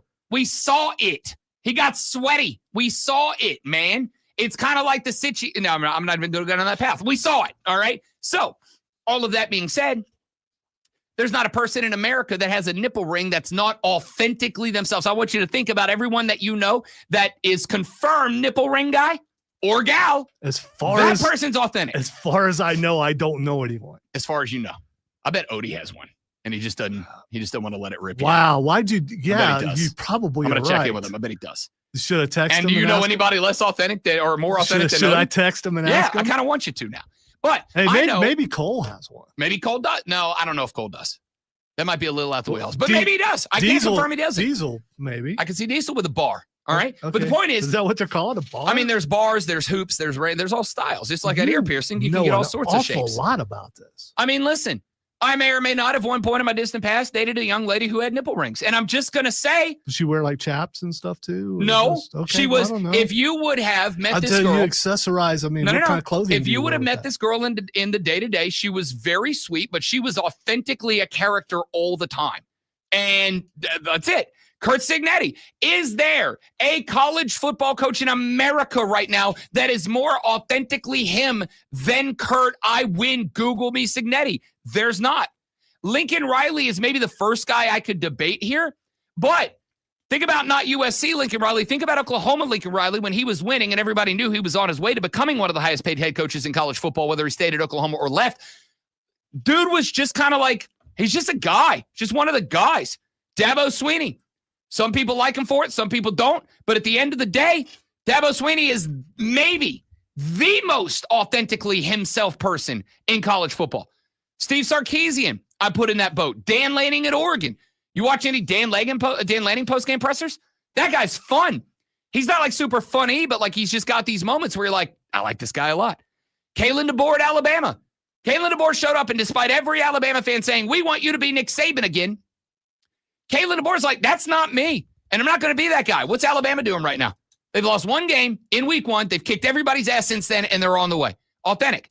Now we get to the 2 guys at the bottom of the list. Brian Kelly. Is there anybody in college football less authentic than Brian Kelly? Family. From the second, we knew that guy was inauthentic when he was at Notre Dame, but from the second he showed up at LSU, a decision I was like, LSU, you're going to hate this decision. It's going to bite you in the ass one day. Turns out biting him in the ass was 4 days or 3 days ago on Sunday. But when Brian Kelly showed up, the first words we heard out of his mouth at that LSU basketball game when they introduced him was, I can't wait to be part of the LSU family. Buddy, that's not how you talk. You've been on our TV for 5 years now. That is not how we talk, my guy. Inauthentic as hell. It never changed. There's not an LSU player that played for Brian Kelly that has defended Brian Kelly yet. Not one. I'm going to play some audio here in a few minutes that proves that to you. Not one. And Bill Belichick. Now, Hoodie was, I think, authentically himself when he was at New England. But this new version of North Carolina, Bill Belichick, ain't it. It's not the same guy. And North Carolina's paying $10.1 million for a guy who hadn't won a conference game yet at North Carolina. Granted, it's only 1 year, going to take some time, big roster turnover, yada, yada, yada. You almost had one last week. Yeah, and against a good team. But, they're not anywhere close to it yet. I look at the top handful of coaches in college football, and they all have one thing in common, which is specifically the championship caliber coaches. They are all 1,000% authentically themselves. Now, I would like to point out, some people being authentically themselves is not good because some people would be labeled as a hole, and we don't like those people. But here's the thing. If you're that guy and you win, it's okay. Nick Saban was kind of a hole when he coached at Alabama, but there are people who gravitate to that. Tom Coughlin, when he was with the Giants, was just known for being a friggin' drill instructor. But he had some good runs because some guys gravitate to that. That's okay. Being that guy out in the everyday, general, like day-to-day public, not always a great thing. But in college football, whether you're being an a-hole or whether you're just like the most loosey-goosey fun guy in the world, being authentic is a requirement. Doesn't guarantee you that you're going to win, but it's a requirement. And right now, think about the summer of Lane, dude. The guy just took over everything this season in college football and is, again, about to become the single highest paid head coach in college football. And I think it is because he took the old Joey Freshwater kind of a butthole, but like borderline funny. And now he's just funny. Now he's just a funny guy. He's not mean. He's not a jerk. He's just a funny guy. And he's kicking most everybody's ass. Like, that's why. Authentically yourself is the way to succeed as a head coach of college football. And I don't think there is one right now more authentically themselves than Dabo Swinney and Lane Kiffin. And I think that's why they're getting paid. All right, we'll talk more about this coming up. I got some audio bites for you in the next segment. We'll get to some NFL talk and more. Texter said, pretty sure Liberob has had a belly button ring. No, I haven't, because it would look like a trailer hitch. And nobody wants to see that, buddy. I will say. What? I don't understand that. A belly button ring? No, why would it look like a trailer hitch? Because I am fat.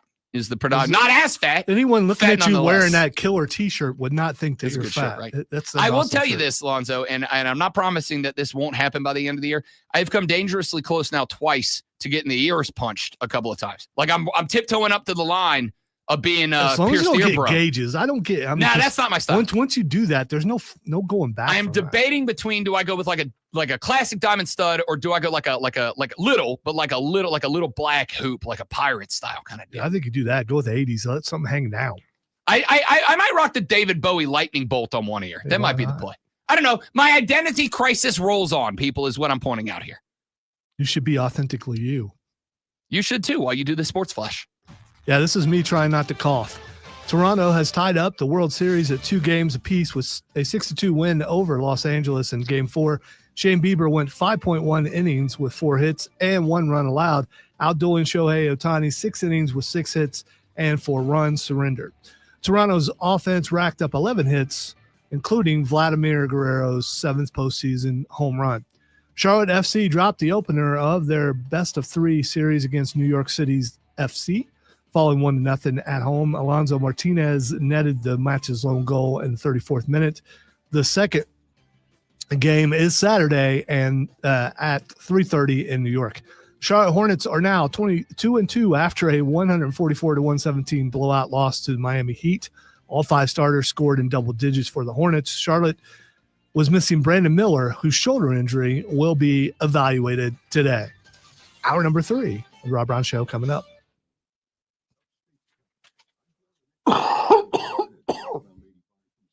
Sorry.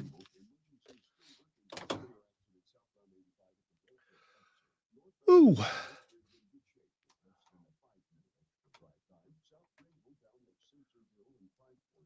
I need a moment.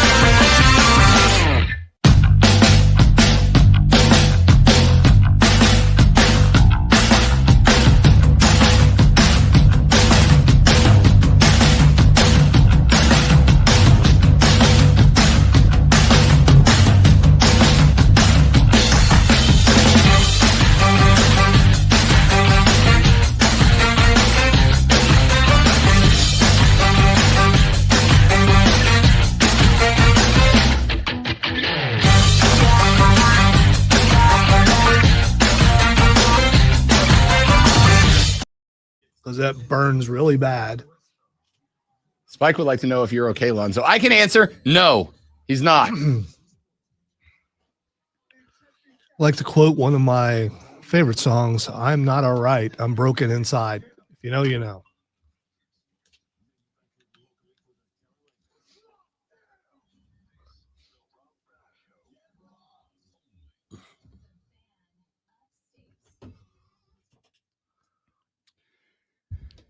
The Rob Brown Show back on your radio, and it's the Fan Upstate. I got to tell you, we were... I don't want to know this stuff. I do. Weirdo.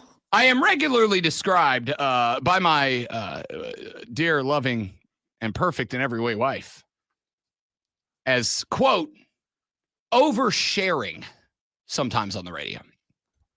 We were having the conversation in the last segment. I asked the question this morning, how in the world has Lane Kiffin gone from a guy that was kind of a joke, kind of a laughing stock, kind of a almost to some degree pariah in college football for a while, to a guy who, whether it is in the middle of this year or after its conclusion, going to become the highest paid head coach in college football? And my answer was twofold. Number one, he showed up to Ole Miss and they're winning. They're a one-loss football team. They're only lost to Georgia. They are right there with Georgia as the next two teams into the SEC championship game. Bama and A&M right now are undefeated in conference and in the top spot. And if either one of those two, both of those teams take an L, Texas A&M and Georgia with the tiebreaker over the Rebels, are right there in the hot seat. And on top of that, Ole Miss right now, very much a playoff team. In fact, I would go so far as to say Ole Miss could, I don't think they will, but could lose another game and still be an at-large playoff team. In fact, in a year that I think we are going to see our first 3-loss at-large team in the playoffs this year, and it will come from the Southeastern Conference, they might be able to lose 2 more and still get in. I don't know, but definitely could drop 1 more and still get in. Now, the conversation that I brought up was Lane Kiffin, as much as anybody else, and maybe more than anybody else, maybe with the exception of Dabo Swinney, I think it's just the most authentically genuine, all-the-time himself guy in college football. I have only been around Lane Kiffin 2 or 3 times. And what I can tell you about Lane Kiffin is that unlike a lot of other coaches, Lane Kiffin is the same guy when he's not in front of a camera that he is when he is in front of a camera. And Lane Kiffin is the same guy to most everybody he comes across, whether you can do something for him or not, right? I've told you the story many times of my longest interaction with Nick Saban.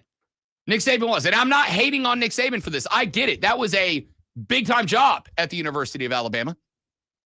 Nick Saban was a guy that didn't have time for you if you couldn't do something for him.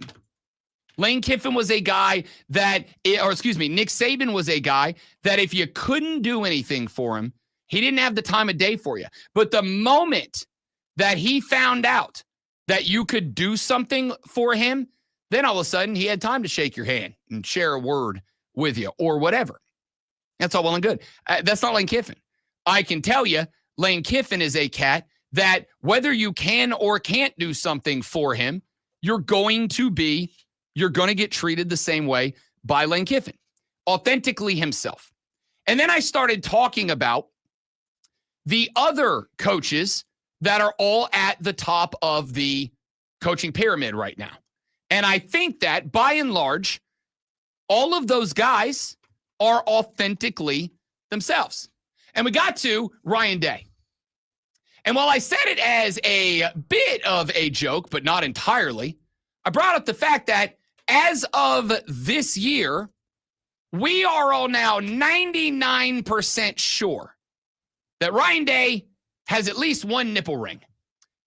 We saw the picture of Ryan Day after, what game was it? It was, I don't even remember what game it was. Doesn't matter. It was early in the season. Maybe it was, I think it was a Texas game, wasn't it? I think it was right out of the gate. Either way, Ryan Day was on TV doing an interview, post-game on the sideline. And because it was, it was early in the season, it's a little worn. Ryan Day was sweating a little bit through his old Ohio State polo. And Ryan Day, I guess, had sweated enough that the sweat had chilled him off a little bit because he was giving the universal human indicator of, I'm a bit chilly. The Pokies were out. If you give me, and I'm not talking about Oklahoma State, okay? The Pokies were out. And next to Ryan Day, at least, and I'm looking at the picture right now, which is, I can say, I believe, the longest I've stared at a man's nipple in a very long time. Wait, what? It's what's happening in my life right now. This is just where I am in my life. Okay.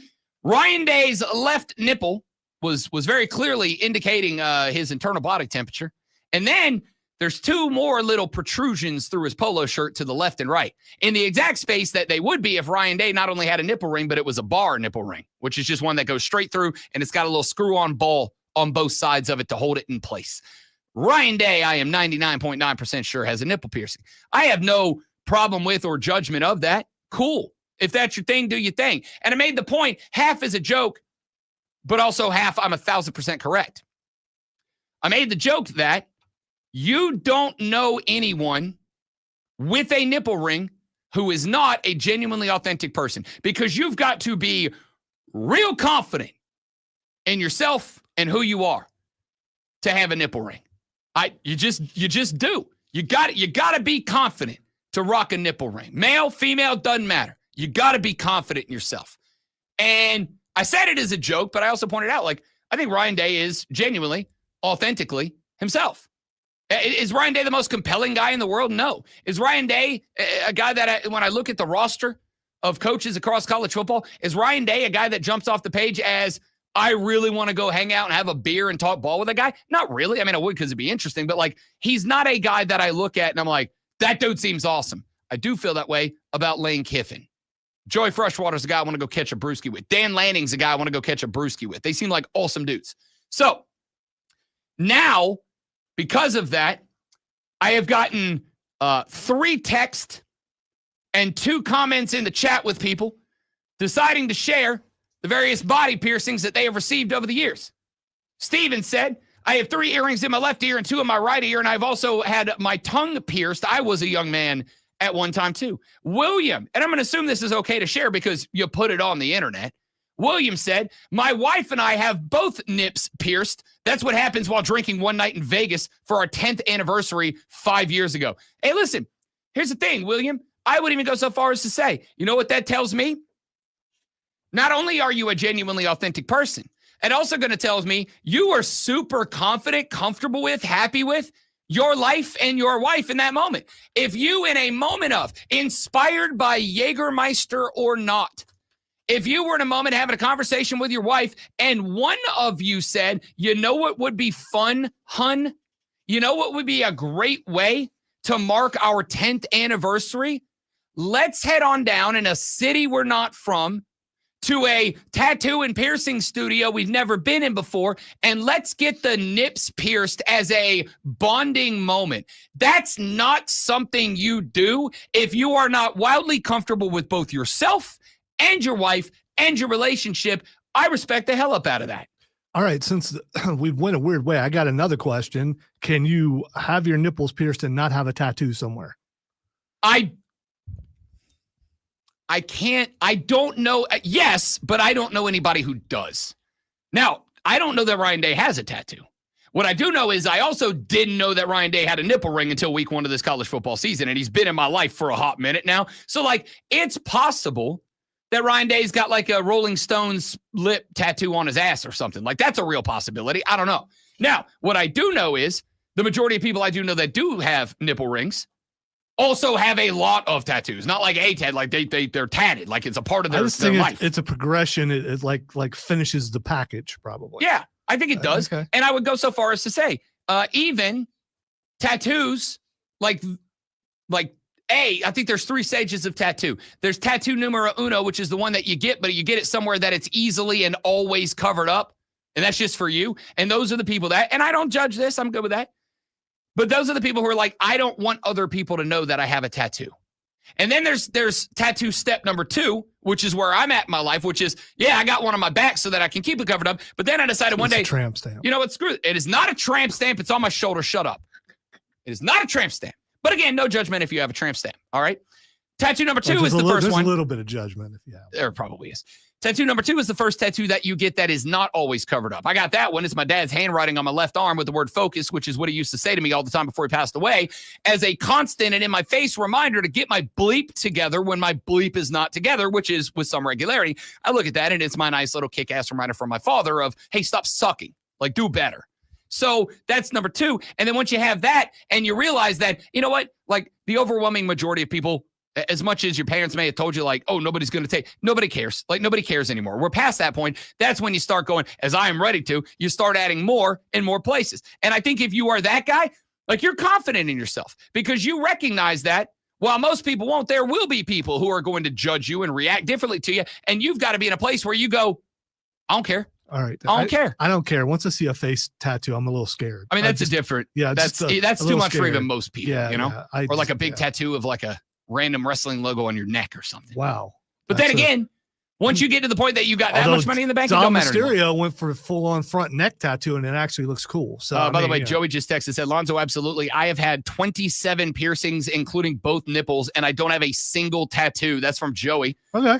Kevin said, I have made in America tattooed on my butt.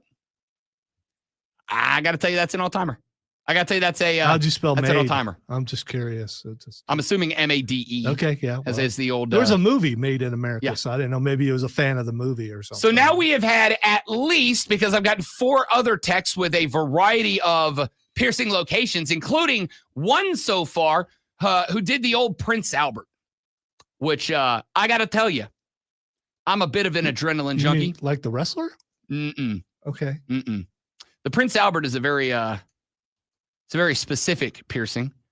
That goes it's down there. That's the okay. one. That's what that's called. That's the one. That is a Prince right. Albert. One texter said, I got the Prince Albert. And I've texted back to that individual and have not gotten a reply yet. Do you regret it? And was it worth it? And let me make it very clear.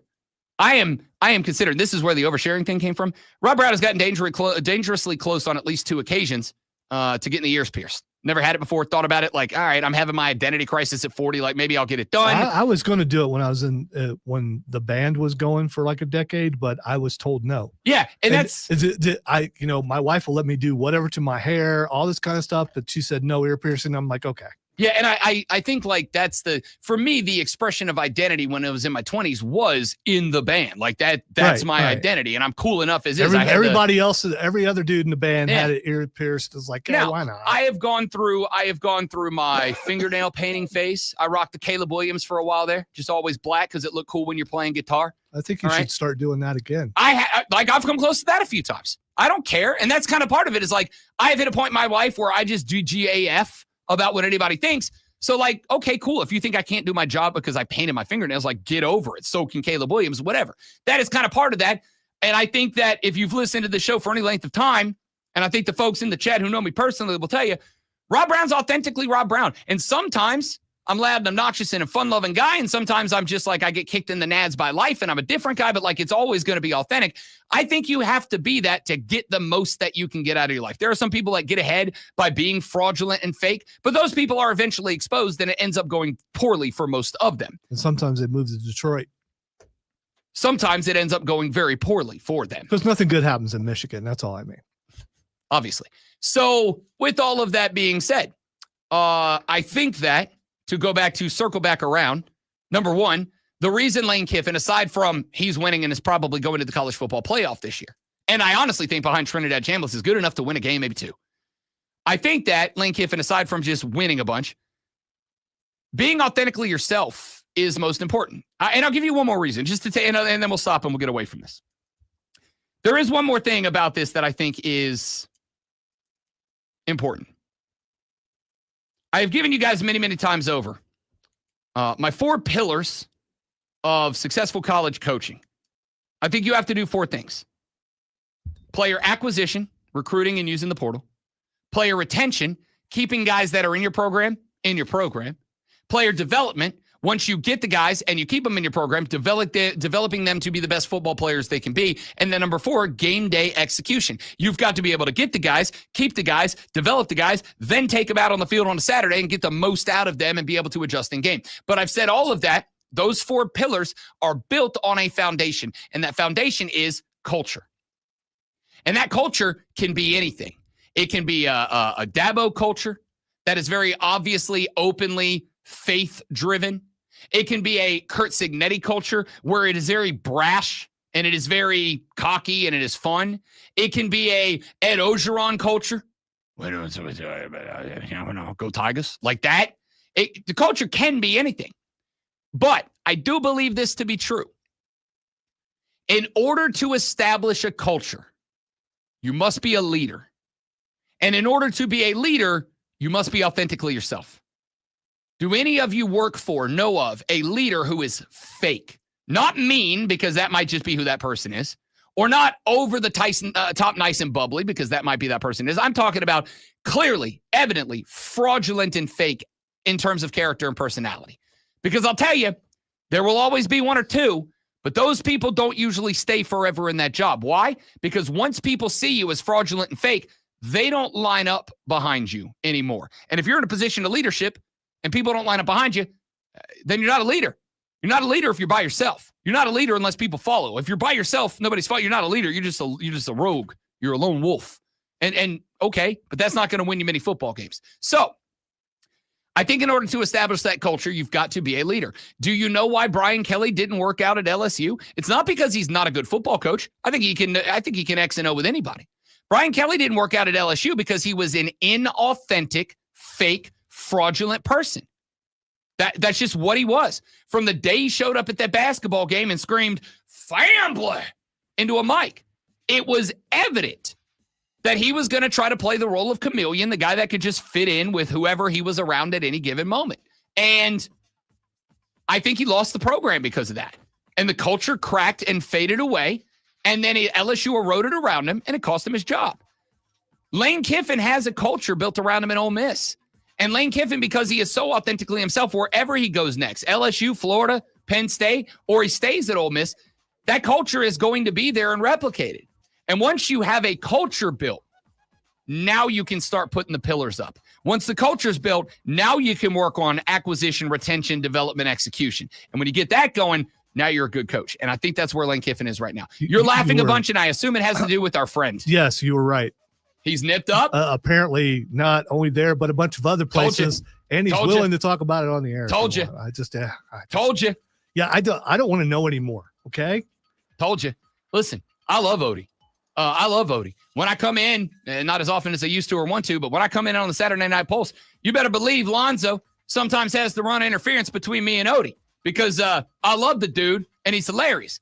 But he's also, and I say this with no disrespect to anybody else, it's a compliment to him. I don't know anybody in this building, and this includes myself, that is as authentically themselves as everybody's favorite Irishman. And you add on top of that the attitude and the tats. My dude 100% had a nip ring. That was not a guess. That was like an objective reality of you're going to find out. And I love him. I love the guy.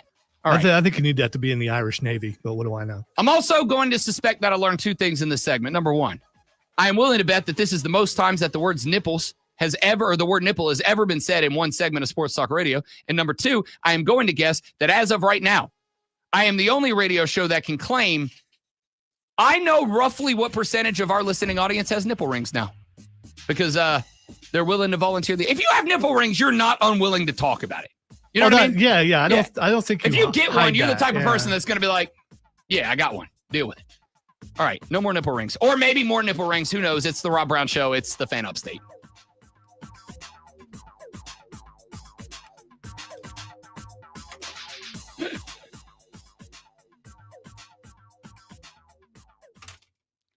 Oh no, that was very morning zoo-ish. We're not supposed to do that.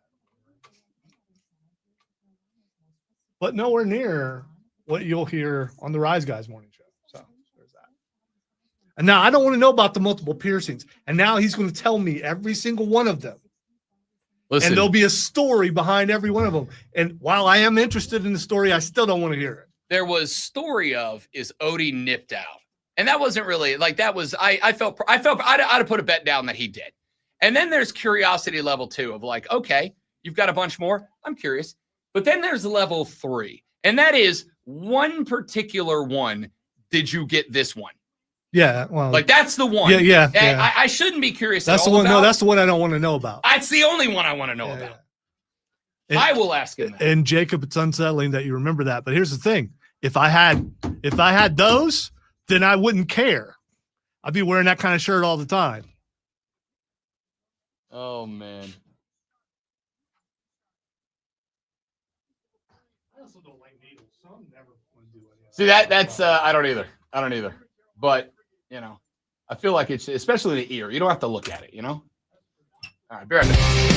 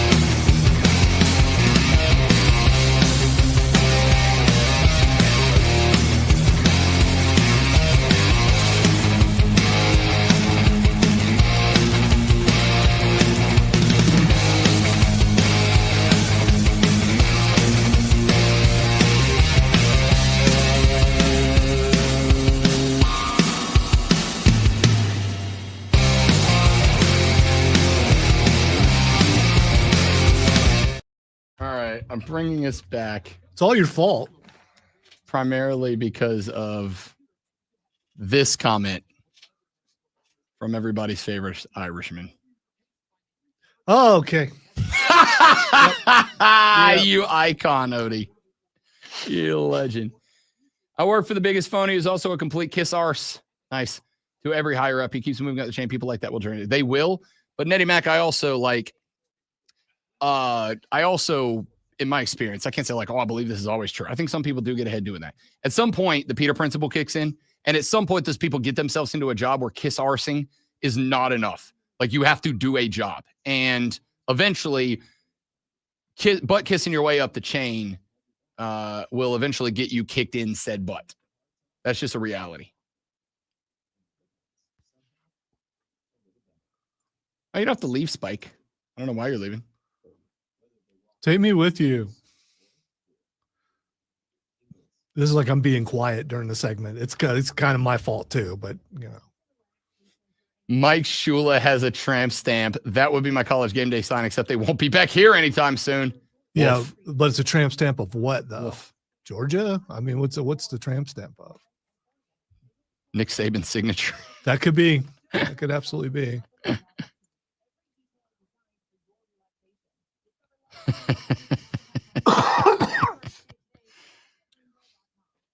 So that text, were you asked to stop or were you? No, hilariously, the comment that she jumped in on was when I said I was considering getting the ears pierced, and she said, OMG, don't. And I said, I've come close a couple of times. She just replied, don't. And I said, if you're lucky, it'll just turn into another tattoo. And then I sent her the tattoo I'm interested in, which is the slogan of South Carolina, while I breathe, I hope, but written in the font of the U.S. Constitution. And I want to get it down the arm right there. And she said, why don't you just keep talking? And I said, because she asked me, like, what do I want for Christmas? And I'm like, I don't want anything. Like, you don't have to get me anything for Christmas. So I went back and I said, oh, that can be my Christmas gift. Get me a gift card to the lady who does the tattoos. And she said, nope, don't want to know when you go. I was like, no, it's a family bonding event. You're coming too. And she responded, you came out of me. I think we're bonded enough.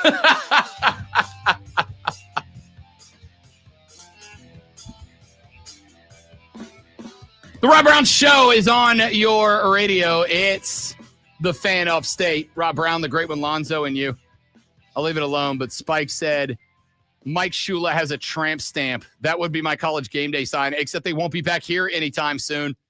It would be a good one. If I saw that on TV, I would probably take a picture of it and post it on Twitter out of hilariousness, to be honest with you. Spike, good call. All right, 844-326-6663 if you have a sports take or you want to tell us where you're pierced. How should I label that last segment on our nipple rings? Okay, just that. There was other piercings. Just nipple rings. That's gonna grab the attention. I'm just gonna put in where are you pierced? Fair enough. Okay, because that covers everything. Nipple rings. That was fun. All right, let me get to a couple other things that I would like to get to here on the radio program. I want to play this clip and then respond to it since we're on the conversation about head coaches in college football. Danny Cannell, and I will say this: I have a complicated and I think relatively nuanced thought on Danny Cannell. I think there was a very long time where Danny Cannell was a really good sports talking head. And I still think he is not a bad sports talking head. I just think that Danny Cannell recognized the career space that Paul Feinbaum has carved out for himself. That career space of effectively being a glorified troll / advocate of one particular entity. And not just, I'm going to defend that entity, but I'm going to attack everybody else. And I think Danny Cannell is doing his best to become the Paul Feinbaum of the ACC. I don't fault him for it. I don't hate the player. I hate the game. But I do think he is trying to become kind of the ACC's Paul Feinbaum to see if he can elevate to that role. And I don't think he can because, frankly, I just don't think the ACC is ever going to have the gas behind it that the SEC has in terms of, like, fan whatever, craziness, support, whatever word you want to use there. But I do think every now and then Danny Cannell stumbles on some pretty interesting sports conversations. So he was talking about the fact that we have 10 college football programs that are open in the middle of the season and was kind of trying to talk his way around why. I'm trying to figure out why, this season has been this perfect storm. Have teams been waiting maybe extra years for some coaches? Is it because somebody pulls the trigger and then it's like, oh, well, they spent $50 million, so we can too, because James Franklin was the second highest buyout until now. Now Brian Kelly steps into that to the second highest buyout. Jimbo Fisher obviously was the biggest buyout that's been paid before. Like, does that make it? Is there more pressure on these programs to keep up with the Joneses, or is it just as bad as the fans think? Because the fans have a big voice in this. It's interesting that two of them were ranked in the preseason top 10 in LSU and Penn State. So maybe these coaches are a victim of their own expectations. Because you remember both of the James Franklin and Brian Kelly were two of the most confident coaches coming into this season. I remember you were at SEC Media Days. Yep. I was at Big Ten Media Days. And the kids used the term aura. James Franklin and Penn State players had an aura about them. It was like, ooh, they seem like they're confident. They seem like they're the team to watch out for. They fall flat on their face. Brian Kelly said this is the most talented roster he's had at LSU coming in this year. So then all of a sudden things seem to fall apart. You get blown out at home, which is one of the toughest venues to play in, and at home, that's a pride-filled stadium, and you get embarrassed. Whew. It has been a wild ride, wild ride, but two of the biggest surprises ever. I mean, if you would have said this in August 23rd, a week before the season started, and talked about the possibility of this. Said, no way, not with these two programs. But here we are. So there's a couple of responses that I have to that. The first is, and I do think that this is to some degree a part of it. Brian Kelly, James Franklin, maybe to some degree Billy Napier, are they victims, not necessarily of their own success? Because again, Brian Kelly didn't win a damn thing. James Franklin didn't win a damn thing. Billy Napier didn't win a damn thing. But you know what they did? What they did is they set their own expectations. They set their own expectations. And he kind of nailed it. Like I was at SEC Media Days as well. And Brian Kelly did describe that LSU team as his best team ever, like the most talented team he's ever coached. And so did a lot of other guys. So did Lane Kiffin. So did Kalen DeBoer. Like every coach is going to say that. But I think this is one of those spots where I have always, to some degree, cautioned coaches about leaning too far into the coaching cliches. Because the reality is the fans are going to, your fans specifically, are going to take you at face value. They're going to take you at your word. They are going to believe when you say, this is my most talented team, that it is. They're going to believe when you say our expectations are national championship or bust. The fans are going to believe that. And the issue that you cause for yourself if you are a head coach in that position is that when they believe you, that genuinely does become the expectation for you to meet. And if you don't meet that expectation, people, like anyone else that is in charge of having somebody do a job, at some point, people are going to look at you and they're going to say, you're not meeting expectations. And if you are the ones that set the expectation at championship or bust, if you are the one that sets the expectation at best team ever, I mean, doesn't it kind of circle back around to it's on you? Doesn't it kind of circle back around to maybe you did this to yourself? So, you know, it's I get it. If you're a coach, you want everybody to believe that you're doing things the right way. You have built this program, you have built this team into something special that the fans can be excited about and get excited. Because again, if the fans aren't excited, the fans won't invest. And obviously in today's era of college football, it is more important than ever before that the fans invest because you need that money. You need the booster revenue coming in. You need them buying tickets. You need them getting in on the NIL collectives. You need the fans involved just to be able to afford a team nowadays. Yeah. And so you've got this double-edged sword that coaches have to live by nowadays in that on one hand, you have to build up the expectations because you need the fans to be excited about possibilities so they are primarily financially invested in what you are doing.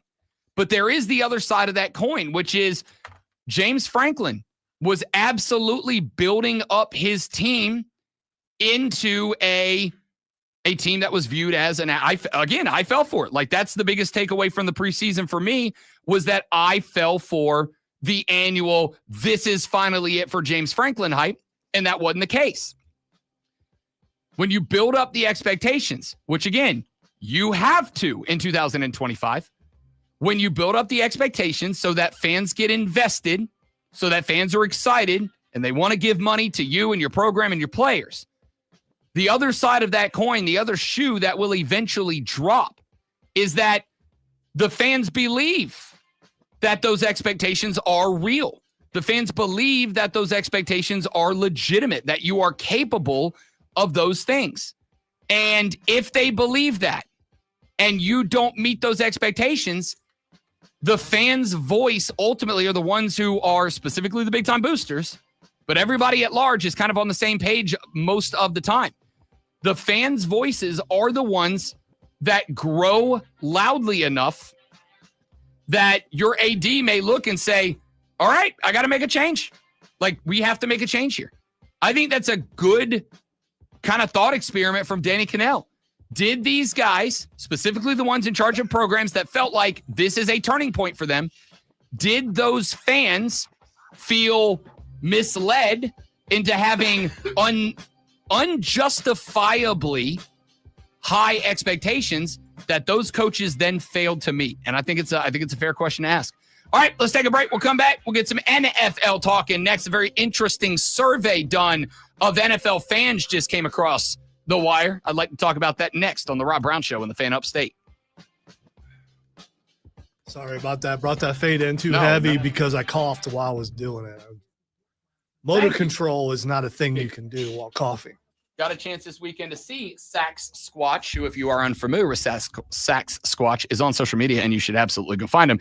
He is either a 6'8" man, or he is a smaller man that has worked his way into a 6'8" to a foot tall Bigfoot costume, and he plays saxophone, hence Sax Squatch. And he plays covers and originals, but he plays them over like EDM backing tracks, right? And he played everything. He played Chappell Roan's Hot to Go. He played Careless Whisper. Like, he played all kinds of stuff, but he also played a bunch of his original songs too. And I am going to say that I had as much fun at his show as I've had at any concert outside of and excluding my favorite concert band, Cowboy Mouth, in a very, very, very long time. I have not been to... What was the crowd like? I mean, Radio Room was packed. Radio Room was packed. Demographic. I'm curious. I'd say it was honestly pretty across the spectrum. Like, you had a number of older folks that were in there. You had a number of folks my age. You had a lot of young cats in there, and I think a big chunk of it is because what he does covers the spectrum, right? Like, he was playing 70s and he played September, Earth, Wind, and Fire, which was my wedding song. He played September on a sax, but with like a DJ backing track to it. Well, it makes sense. All the stuff that most of the songs that you've mentioned that he does have a horn section or a sax solo in it. So, but I mean, like, there were lasers, there were smoke machines, there was a disco ball, there was all kinds of stuff. It was genuinely a fascinating show. Like, it was interesting. It sounds like someone who was able to take a gimmick and 1,000%. The drummer from a band, Jeremy, who lives in Charlotte, he came down and we were talking about it. And I said, you want to know what I think is genuinely the most interesting thing about this guy? Is that my bet is this was a music fan who, like, was getting beat up back in the day because he was a big band nerd. And then one day, in order to get away from that, he put on a Sasquatch outfit and then went and played saxophone. And everybody was like, yo, Bigfoot playing saxophone is legit. And now this dude's literally touring the country playing 1,000-person gigs for probably pretty good money. Was the Sasquatch outfit in clothing on it, or is it just straight up Sasquatch all the way? He has on a bandana and glasses, and it's straight up Sasquatch the rest of the way. Okay. He puts on a bandana with his logo on it, and then he puts on like the big Viper glasses, which I was like, why? But then I realized, like, the costume probably has eye holes in it. So he puts that on to cover those up. And I got to tell you, like, it's pretty convincing. The only reason that it's like kind of jarring is he cut out underneath his arm so that he could stand in front of the fan and have cold air blare go into the costume. And the lips don't move. They're like costume lips. So he talks through them, but he's got this real deep voice as Sasquatch. Like, he's great. It's genuinely entertaining.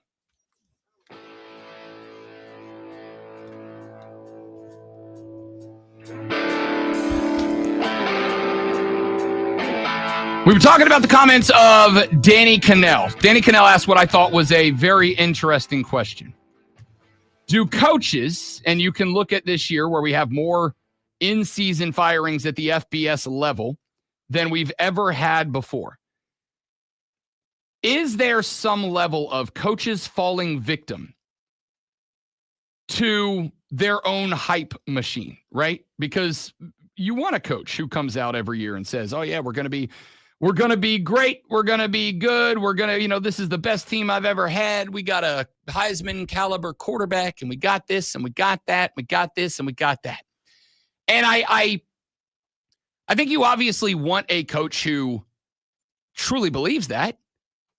But at the same time, coaches kind of have to say that because coaches kind of have to get fans engaged. And if your coach was to come out and go to media day and sit down with some radio dork and say, hey, Coach, Rob Brown, great to meet you. Let's start with this. We know what your fans' expectations are for the year, but what are yours? If that coach was to grab the mic and to say, well, to be honest with you, Rob, we're in the midst of a rebuild. We're going to try to be bowl eligible this year. We're going to aim for 6-6. I think if we have a real great year, maybe we can get to 7-5. I mean, if we play perfect football, maybe we can get to 8-4. Like, even if you are a team that is a perennial 8-4, if when Arkansas is going through their head coaching search, if Arkansas was to hire and trot out a head coach who comes out and goes, you know what? Arkansas is kind of what Arkansas is, and while I do think long-term we can get to where we need to go, it's going to be a long journey to get there, and I need the fans to be in. But we're going 8-4. We're going 7-5 this year. I fully suspect we will not make the playoffs this year. Nobody says that. Guys, the coaches at Wake Forest say every year playoffs are the goal. Like, we want into the college football playoffs this year. But obviously those top-tier schools, the LSUs, the Penn States, the Floridas, the Florida States, whatever, when their coach says it, they believe it. Coach has got to say it to get people to invest. On the flip side, by saying it to get people to invest, you bump up to the other side of the equation, which is if they say it so that they believe it, if you say it so that they invest, then that is the expectation at that point. That is the expectation. And if you don't meet the expectations, you run the risk of getting canned. Like, you run the risk of getting run out of town on a rail because you did not meet the expectations that the fans had of you in that spot. And I didn't even really think about this when I was doing that segment and having that conversation just a few minutes ago. But we got a text that kind of triggered something in the brain for me. The text came in during the last break. A texter said, Rob, I fell for the hype Dabo was putting out. So we've had the conversation about the future of Dabo Swinney. Is he safe? Is he secure? Is he the type of dude that is going to be able to get through this, come out the other side, and still have full autonomy to run the program and yada, yada, yada? And the answer for me is absolutely. He's done enough for that to be an absolute yes. There's a difference with the Dabo hype, though. Yeah, he's got history on his side. He's been able to win championships. Fair, but so, again, I mean, if you are just big time fanning and you're not looking at the makeup of the team so much, but you're just a fan of your team, you're going to listen to the coach, and the coach says, "Hey, we're going to do this again," which implies that they've done it before, and he has. Then you're probably going to believe him more than you should of those other guys. I do not disagree with that at all. And obviously a coach who has been to the mountaintop and clearly, demonstrably, empirically knows what it takes to get there is the type of guy that you would like to think. If I've been there, I know how to get there, and I'm telling you all, we have the tools to get there one more time again. But here's the thing. I don't look at that with the exception of, yeah, okay, that person's done it and been there. What are they going to say? Hey, guys, I've been to the mountaintop, and I know how to get there, and unfortunately, this team ain't got it. You know what I mean? Like, could you imagine the reaction? I watched Dabo Swinney the other day when he was doing his press conference where And I don't remember exactly what the question was or what the setup to the conversation was. I watched it on like Monday. But there was a clip going around where Dabo was talking about the future to some degree and of this season as well as moving forward. And he said, we will get it right. We will get where we want to be. We will. Sorry. He said can. We can get this right. And we can get some wins. And we can finish the season strong. And we can come back. And we can be a playoff team. And we can win some championships in the future. We can. And the very first comment on the social media feed that video came across from, the very first comment that I came across was from one half of Wire to Wire with Diesel and Cole Bryson, Diesel, whose response in the comments was on social media, stop with the can, why not will? Which, for the record, I kind of took as like, oh, okay, Diesel, like coming at him. But then I'm like, no, you know what? Actually, I actually like that. Language matters. Words matter. There is a big difference between I can do a thing and I will do a thing. I can go to the gym today. And if I sit here and say, boys, I can go to the gym today. I can go to the gym today. I can go to the gym today. That don't mean a damn thing. But if I tell you I will go to the gym today, I have now created expectations that I have to work towards in order to accomplish the thing that I need to accomplish in order to hold up my word. I think I can do a thing is a great way. Not that I'm not saying Dabo Swinney was doing this. I'm just making the point. I think I can do a thing is a great way to not have to do the thing, but not let anybody down by not doing the thing. If my wife sends me a text and says, hey, can you flip the laundry over for me? And I respond back, I can. And then she comes home and I didn't do it. And she's like, why? Like you said, no, I didn't say I was going to do it. I said I could do it. It's the old elementary schooler when you're like, can I go to the bathroom? I don't know. Can you? Like there's a reason they do that to you. It's not to be annoying. It's to teach you the difference in what those words and those phrases means. So I get where Diesel was coming from there, right? But now that we look at this team, this is an interesting spot because yes, Dabo was and should, but Dabo was putting out the hype to believe in this team. Dabo was selling this team as a legitimate national championship contender. Dabo legitimately was selling Cade Klubnik as a Heisman Trophy candidate, finalist possibility this year. All of those things are absolutely true. And to me, I don't hold that against Dabo any differently than I hold it against James Franklin or hold it against Brian Kelly or Billy Napier or Mike Norvell or any of the coaches who did fail because, and this is where I think you have a unique situation with Dabo Swinney versus a lot of these other guys. James Franklin didn't win a damn thing for Penn State. Brian Kelly didn't win a damn thing for LSU. Billy Napier didn't win a damn thing for Florida.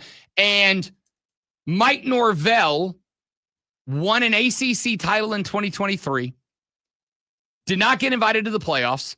Maybe they would have made some noise in the playoffs. Maybe not. We'll never know.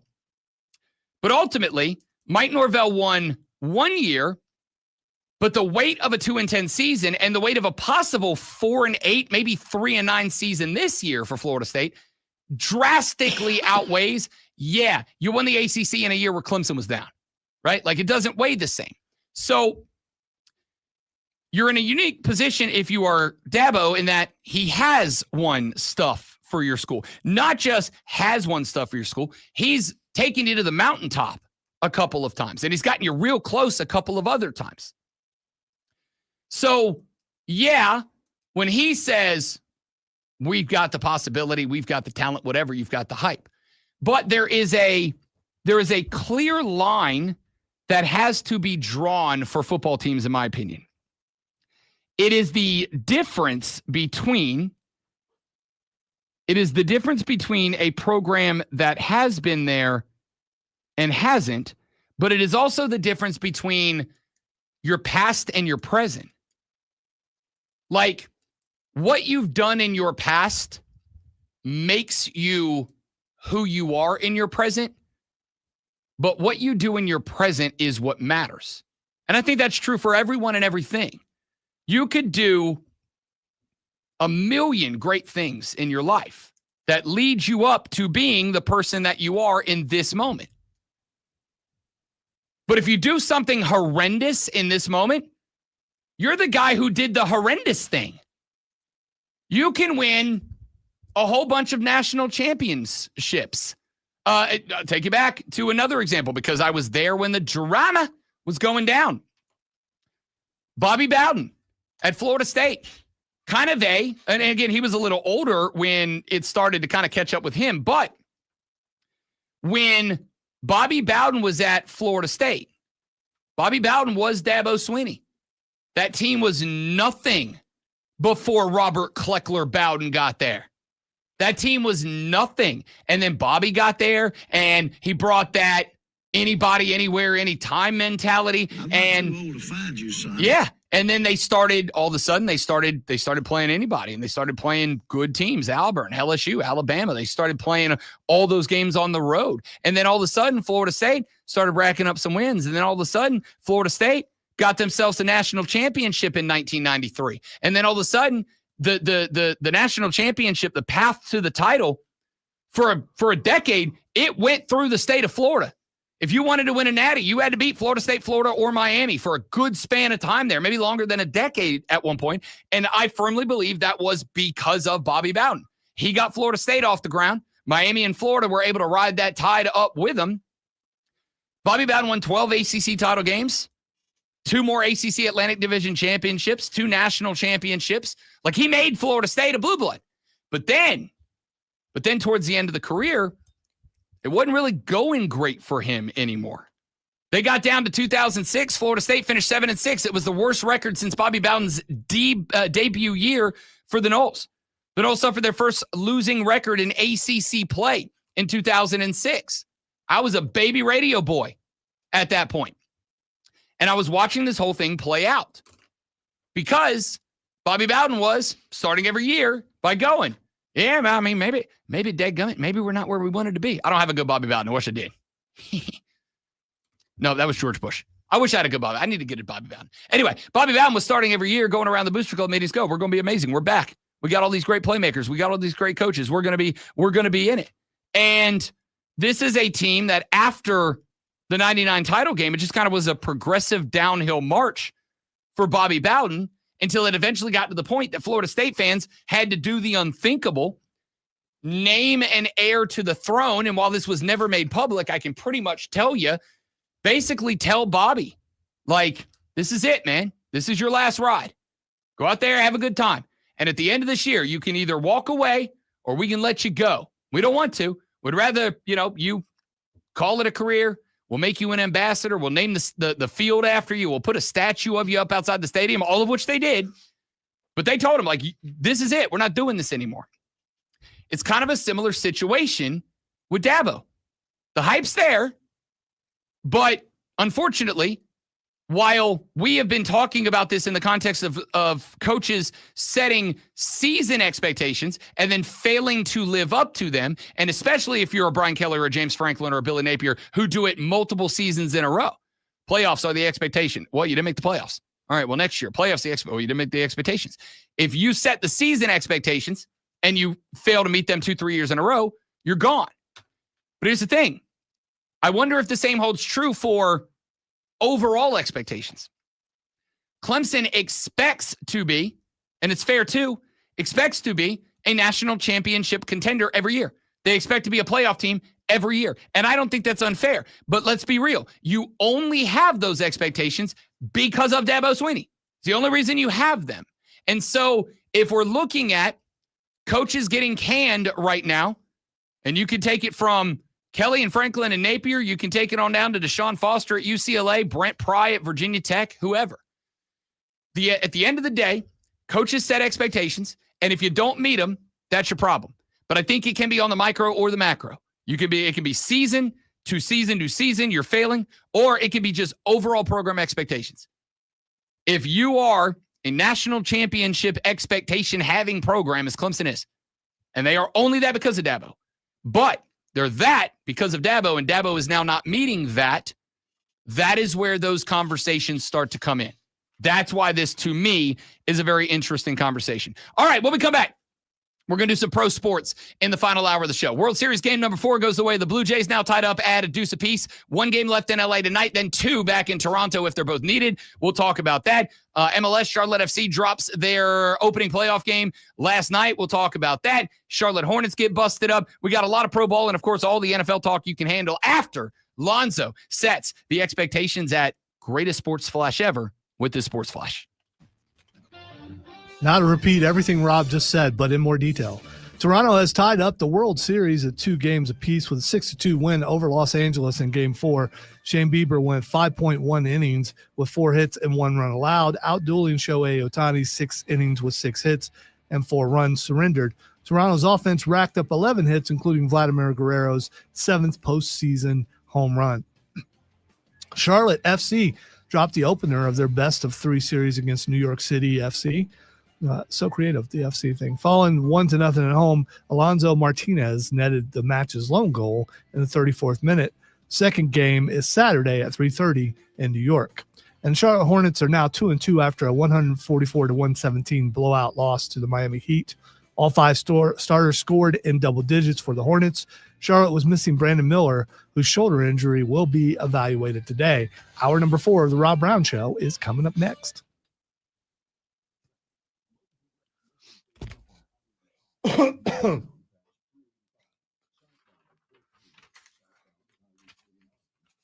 Let's face it, Kane, if we actually see 3-Eye Atlas, we're dead.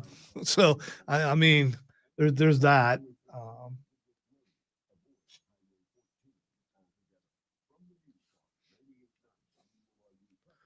If we look at the sky and we see it coming this way, I'm going to just call Rob repeatedly until he answers the phone so I can say, see, I told you.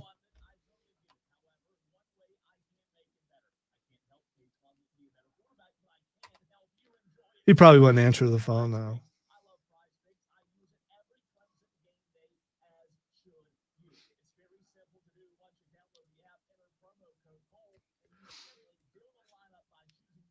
You ever have to concentrate to cough?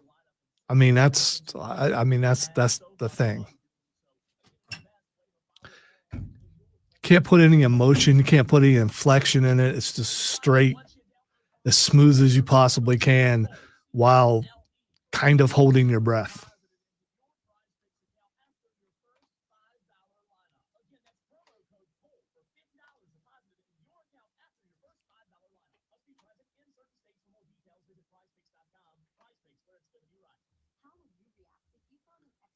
I think the ghouls in Fallout have sinus problems. They don't have noses, but I mean, I guess that's all internal where the problem is. They still have nasal cavity. I mean, they have a nasal cavity. Yeah, you can see it. Yeah, but like with it being open, that's a good question. It might be worse because there's nothing to filter. It just goes. They don't have to trim their nose hairs though. That's a good thing.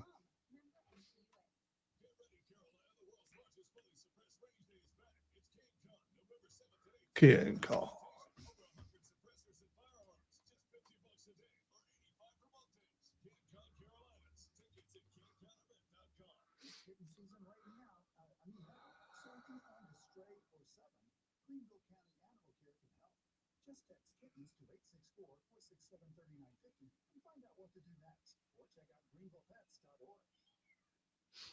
Yeah, I got one in the office in there. I haven't had it on in a while, but I'm sure it probably still works. I kept the majority of my games. Why? Because they look good on a shelf. So I started cleaning off my entertainment stand the other day. Like I was getting rid of a bunch of stuff that I've been carrying around for years and years and years and just never used because I wanted to reclaim that space because I got too much junk and I need to clear some stuff out. So I got rid of like most of my DVDs because I'm like, I've carried these DVDs around for 10 years and never watched one of them. I'm using them to take up space. Yeah, I mean, they look good in the background. I've got a bunch of trinkets and knickknacks I wanted to put. Well, during the hurricane though, having media like that, when you got power back, like for us, we didn't have internet. Yeah. Because it got taken out. And yeah. See, but I thought about that. And even with that being the case, like, I've been through a handful of power outages still never, or internet outages, still never broke out a DVD. Like I went to the book or I played board games with the wife. Let's get some professional sporting events here on the Rob Brown Show and the Fan Upstate. World Series Game 4 went down last night. The Toronto Blue Jays would take Game 4. We've, of course, in Game number 3, as we talked about extensively last night, we had an 18-inning marathon that took place in Game number 3. Second time that a World Series game has gone to 18 innings. Here's what's really interesting. And by really interesting, I mean completely inconsequential, but still entertaining to me for some reason. I don't know why this jumped off and I was like, oh, that's really interesting, other than it's, to me, kind of interesting. There have been 2 MLB World Series games that went 18 innings. It happened twice. It happened in 2000, I believe, 18 between the Dodgers and the Red Sox. Now it has happened in 2025 between the Blue Jays and the Red Sox. The national anthem in both of those games was played and sung by Brad Paisley. Brad Paisley is now responsible for the World Series national anthems that were followed up by the only 2 18-inning World Series games in the history of the Fall Classic. Like, there's nothing that matters about that, right? Unless Brad Paisley shows up at the World Series next year to sing the national anthem again, which if I'm Major League Baseball, I'm absolutely inviting him for a random game in the World Series next year just to see if Brad Paisley's a witch. Because that's it. Yeah, 2 times a coincidence. 3rd times is absolutely some sort of power. Yeah, there's some voodoo going on or something with Brad Paisley. Last night, however, only 9 innings of baseball required. Say maybe it's like Sinners. The music that he's playing awakens something. I don't know if you ever saw the movie. I did not see the movie, but I know the plot of it. And yeah, it might be that. Perhaps Brad Paisley is a wizard. I described him as, to my wife, a wizard on the guitar. Brad Paisley doesn't get enough credit for how good of a guitar player he is. He's an incredible guitar player. I'm not a country guy, but I've seen him play a bunch of different kinds of bands where he just comes in and plays and he tears it up. Yeah. He kicks ass. So anyway, 9 innings necessary last night for a 6-2 win for the Toronto Blue Jays. Shane Bieber would be credited with the dub. He is now 2-0 in the postseason. 5.1 innings, 4 hits, 1 run. One run. It was earned. 3 walks, 3 strikes, 81 pitches last night. The interesting thing about this game was Shohei Ohtani looked like a mortal. Shohei Ohtani is, and I say this, and I've stood on this, and I'll continue to stand on this until somebody gives me a reason to believe otherwise, and none of you have so far. Shohei Ohtani is the greatest baseball player in the history of Major League Baseball. I use the history of baseball as a game.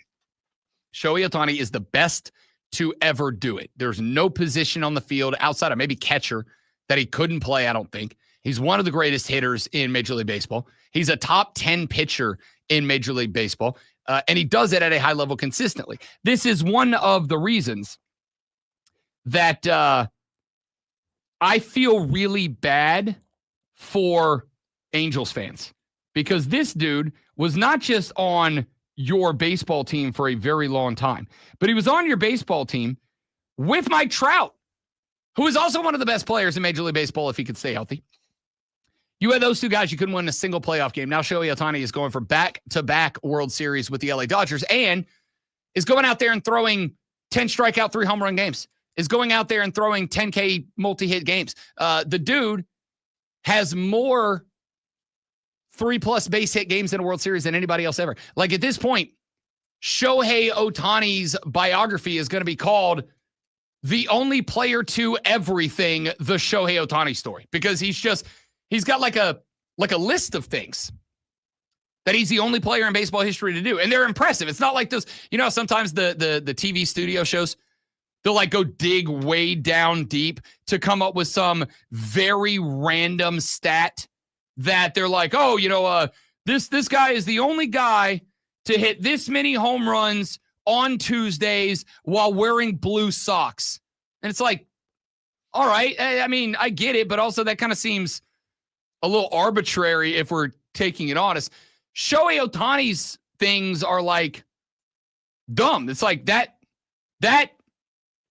shouldn't be a thing. That shouldn't be a thing that's happening right now. Like, that's not a stat. But that's ridiculous. So, with that being said, Shohei Ohtani looked like a mortal. And by the way, the texter just texted the show, and I quote, newsflash, he is a mortal. It's a figure of speech, texter. I am aware that Shohei Ohtani is just a regular dude who happens to be better at playing a game than anyone has ever been at playing that game before. I get it. I hope they're messing with you. I'm sure they are. It turns out we have cultivated an audience of smartasses here on the Rob Brown Show in the Fan Upstate, and I'm totally good with that. We're good at that kind of gardening, apparently. Yeah. What I mean by that is Shohei Ohtani has been spectacular throughout the course of this postseason. And last night, Shohei Ohtani just looked like another dude. He just looked like another guy that was out there. And to me, I think that was the story of last night's game, was that they took a guy who has been nothing shy of legendary throughout the course of this World Series, and they made him look bad. 0 for 3 from the dish, 2 strikeouts in that game.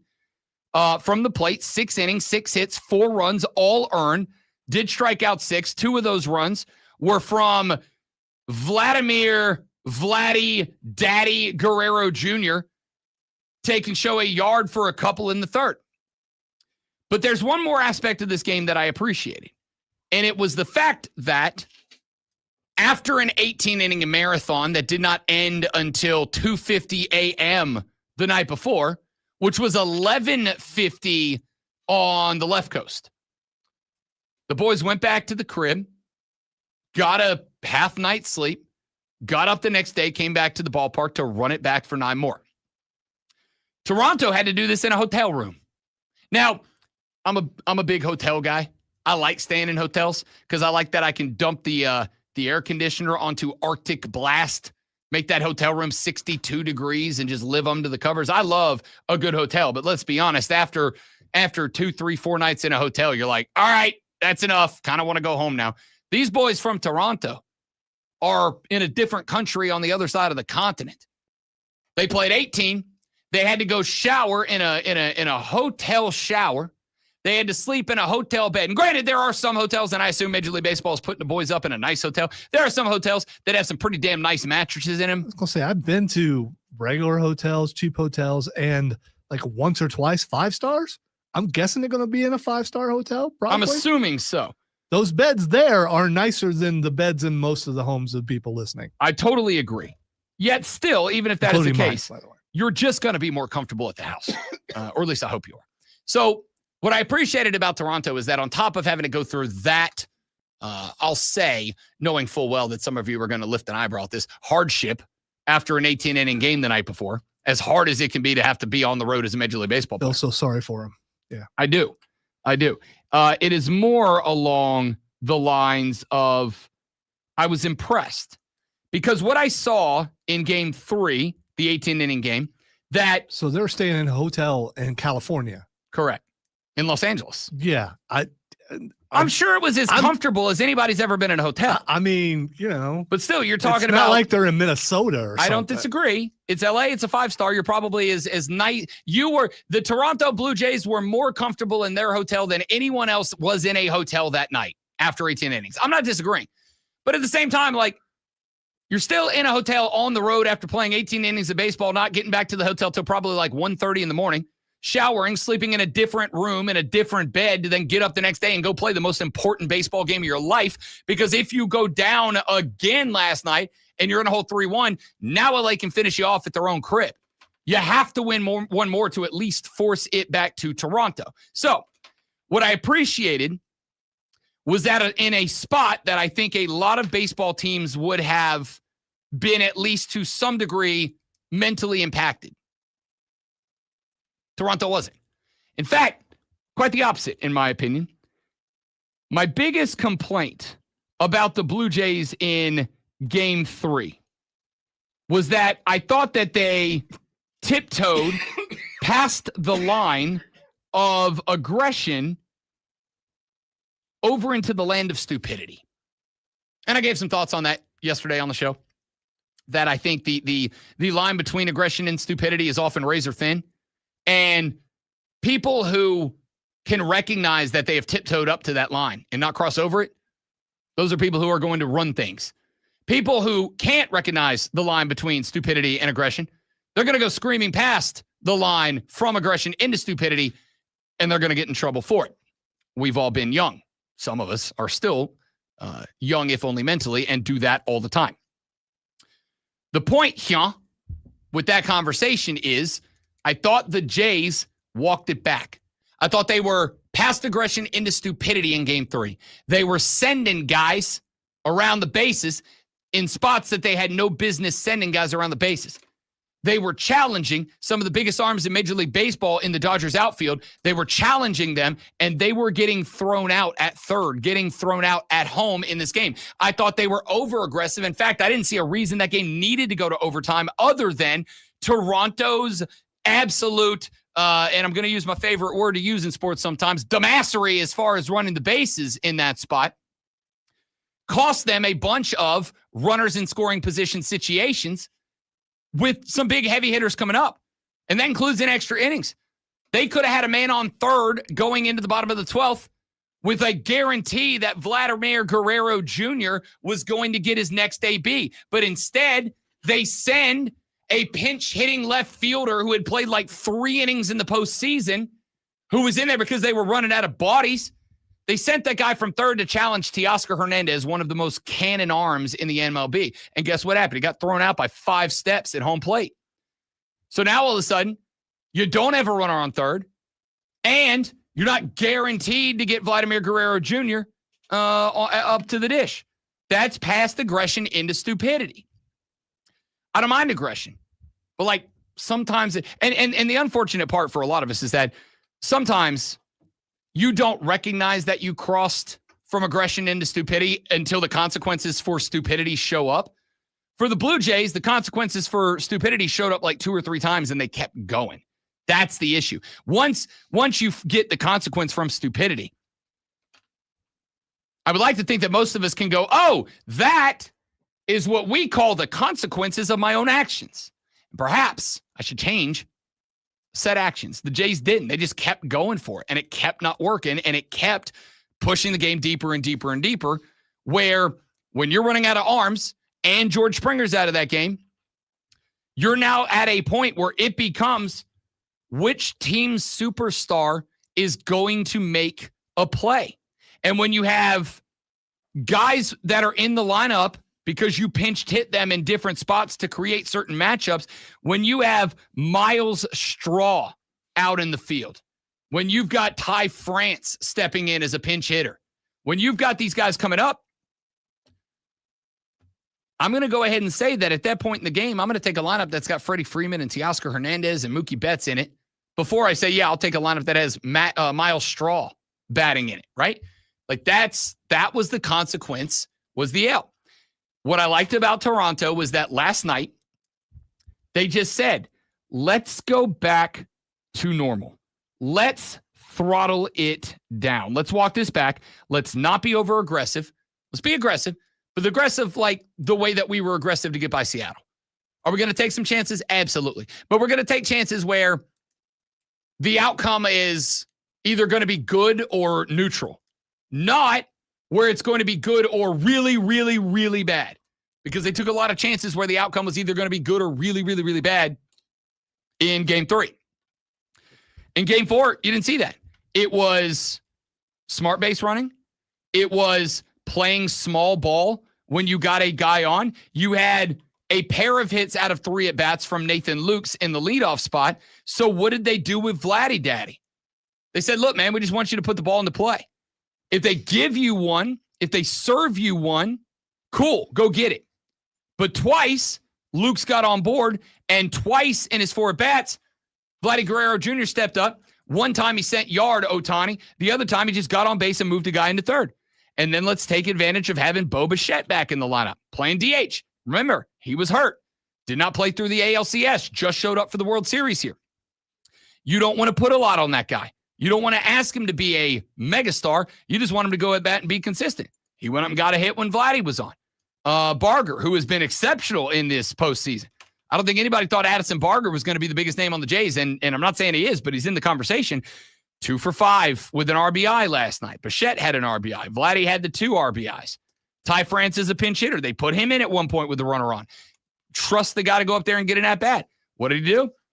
Ends up getting one walked in and credited for an RBI. Like, the Jays last night said, let's make it to where we play our game. We don't play stupid. We don't go over the top. We don't get overly and obnoxiously aggressive. Let's go do our thing and say, look, if y'all beat us because you have assembled an all-star roster, if y'all beat us because you have just put together a team that is special, cool, fine, we get it. That makes sense. We'll take the L. The Dodgers didn't. And I think the thing I like, and we talked about this quite a bit, the Dodgers are a team that throughout this postseason up to the World Series, the Dodgers then have been able to win low-scoring games. They've been able to rely on the pitching. They've been able to rely on Snell and Glasnow and Ohtani and Yamamoto. They've been able to rely on those guys. And they've been able to rely on those guys to get us outs without giving up runs. We'll go win a 2-1 game, a 3-2 game. The Jays are not going to give you a 2-1 game. They're not going to give you a 3-2 game. The Jays are going to score 5 a game plus because they hit the ball well. They manage the lineup. I think they're doing a great job of creating matchups at the dish that favor them. They are doing a good job and they are well managed at this point. If the Dodgers want to win, the sluggers will have to slug. That's where this team is. If the Dodgers want to win I believe this at this point. If the Dodgers want to win this World Series, 2 things have to happen. Number 1, I think they have to win tonight because as Seattle found out, Canada is rocking, dude. Canada is loud right now. Canada wants to bring the trophy of America's pastime. As much crap as we've given them about the American teams keep winning hockey, the Stanley Cup exists only in the United States. I guarantee you Canada wants to bring Major League Baseball's Commissioner Trophy back to Canada and hang on to our pastime's highest honor for 12 months. But you cannot allow Toronto to go back to Toronto having 2 for 1. You need to send them back to Toronto needing to win 2. You need to go to Toronto needing to win 1 of 2 to claim a World Series, not send Toronto back needing to win 1 of 2, and you've got to win them both on the road at Toronto because that place is going to be the loudest place in the world on Friday and, if necessary, Saturday night. But the other thing that has to happen, I need my sluggers to slug, man. Ohtani 0 for 3 last night. Mookie Betts 1 for 4. Freddie Freeman 2 for 4. Outside of that, Will Smith was 0 for 4.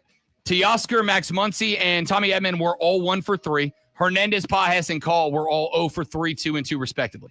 If the sluggers aren't going to slug for LA, the Jays have pitching that can match up with them, and they are going to score 5 a game. You are going to have to outdo them to get there. So there's your World Series thoughts based on where we are. Game number 5 is tonight in Los Angeles. We will have at least 1 game back in Toronto, and we'll break down tonight's game tomorrow. When we come back, the NFL and Quinnipiac did a poll of NFL fans about different thoughts on the season, the future of the league, etc. I'm going to give you those results, and we'll see if they line up with what we think here on the Rob Brown Show in the Fan Upstate. All right, guys, we'll be right back. Stay right there for me.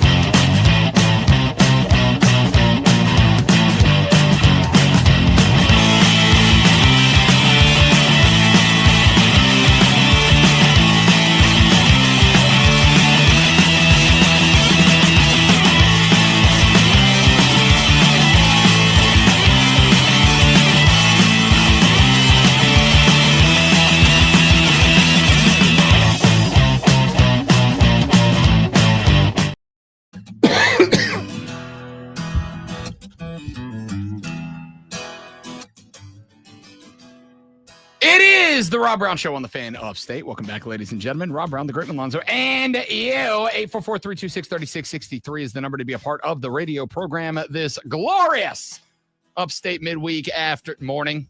It's not afternoon yet. We're working on it. We're getting there. 844-326-3663. You can text the show. You can call the show if you'd like to get at us in that direction. Quinnipiac is a college that does national polling. Ordinarily, they do polling on politics. They are one of the premier politicking poll organizations out there. But they also do a lot of other polls of American citizens on other stuff, too. One of them is sports. That's why we're talking about it here on the show. So, Quinnipiac did a poll of over 1,570 National Football League fans from around the nation. They do this for every poll. They reach out to around people from all demographics and all walks of life from all parts of the country to kind of spread out the results. Here are some of the interesting things that are in this poll. To give you the thoughts on the demographic, of the 1,500-ish people that they sent this survey to, they asked them to define themselves as a fan, a casual fan, not a fan, not applicable, or a super fan. Lonzo, just out of curiosity to see if your answer and mine were in the same bucket. What percentage of fans out of 1,500 who responded to this survey from Quinnipiac, what percentage of fans, keeping in mind that one of the categories is not a fan, what percentage of fans describe themselves as a super fan? I'm going to go at 8%. You're on the ballpark. It's 10%. Of the 1,500, and this is why this survey is interesting to me, but it's not necessarily anything that I'm like falling all over myself, like, oh gosh, what does this mean? 38% of respondents said that they are not a fan of the NFL, not an NFL fan at all. And that's not super surprising because I know a solid chunk of people who are college football fans who do not care about the NFL. Yeah, until I moved here, I'd never experienced that. But Yeah. I've met a bunch of people who are like that. I think it is specifically a deep South / Southeastern Conference territory thing primarily. But yes, there are a lot of people, big college football fans, don't care about the NFL. 38% say they are not a fan, 10% a super fan, 22% say they're a fan, 29% casual. And they had one person who wrote back and said they don't know, which I don't get that at all, but okay. Demographic wise, sometimes it's hard to define yourself. I mean, and, you don't know if you're a fan of the NFL. Could be a particular day. I mean, listen, if anyone in this room could not be a fan of the NFL, it would be you. I mean, right I'm not now. a fan of the NFL, but I am a fan of a team. Right. Well, I mean, your particular team is not doing well at this moment. 13% of men said they're a super fan. 23% said a fan. 30% casual. 34% of men said not a fan. Of women, 7% super fan. 20% regular. 29% casual. 42% of women said not a fan. Now, let's get to some of the questions that they asked. The first thing, oh, by the way, no, I lied. I want to point one more thing out. Demographically speaking, age 18 to 34. I do think that this is important, and this is not just football. This is everybody. Age 18 to 34. 8% of respondents in the 18 to 34 bracket said that they're a super fan. 17 said that they are a regular fan. 25% said they're a casual fan. If you're doing the math in your head, which I can't because I'm dumb, but if you're doing the math in your head, 51% of respondents aged 18 to 34 say they are not a fan of the NFL. Now, I pointed out before and many times, I do think that there is a reason for that. And keep in mind, this is 18 to 34. It's honestly a pretty wide net. And as somebody who is not recently removed from that bracket, but like not terribly far removed from that bracket, I can tell you the difference in Rob Brown between 18 and 24 was stark. The difference between 24 and 30 was stark. The difference between 30 and 34 was stark. That being said, I became more of a fan as I got older. maybe you did. But I would also point out what I think is the ultimate driving factor of this, which is there are more outlets for entertainment today than there ever have been at any point in the history of humans. It's just, there is. Think about right now, just in your phone. You understand how many outlets of entertainment I have just on my phone? I have Netflix, I have Hulu, I have Peacock, I have Spotify, I have Facebook and Instagram and TikTok, which can be their own damn TV channels at this point. I've got a documentary service I subscribe to just because the wife and I like watching murder documentaries. Wow, really? Yes. Okay. I didn't realize there was a service just for documentaries. There's a billion different things. And so, especially considering, and this is something I learned not terribly long ago in the radio industry, one of the things that we are being pushed to do right now is not just to push out videos to try to own the digital landscape. Now what we are being told is, hey, Rob Brown, don't just make videos. We want you to make 30-second videos or at maximum 60-second videos. We want you to take a topic that you care and are passionate about and have a strong take, and we want you to boil it down to 30 to 60 seconds. Why? Because that's the average attention span of an American right now. That if they are just scrolling around on the phone, you have 8 seconds to hook them, and you better finish it up in 60. How often do you watch the entirety of a YouTube video? Oh, no. We're talking reels. We're talking shorts. No, I'm just curious about your attention span when it comes to that. YouTube videos, I will get near the end of like a 15 to an 18-minute video of something that I clicked on to watch, and we'll be like, I wonder what else there is. Yeah, I mean, it is for me, it depends on how compelling the topic is for me. Like I do try to learn new stuff, right? Like I try to learn new stuff when I did I won't get into the particular topic, but like I went 2 or 3 days ago and watched you know what, I don't care.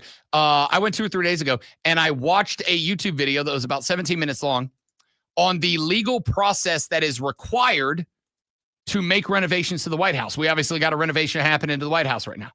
And no, it is not something that the president can just say, just do this thing for me. There is an entire legal process that has to be followed.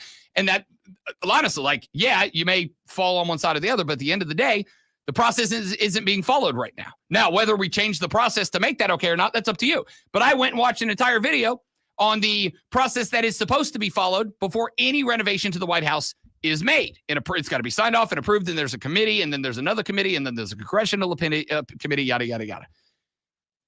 That wasn't something I was like really super duper compelled by, but I was interested. So I watched like 14 minutes of it, and I was like, all right, I got the gist of it. But 2 days ago, I watched a guy give about a 35-minute YouTube video on Atlas 3i.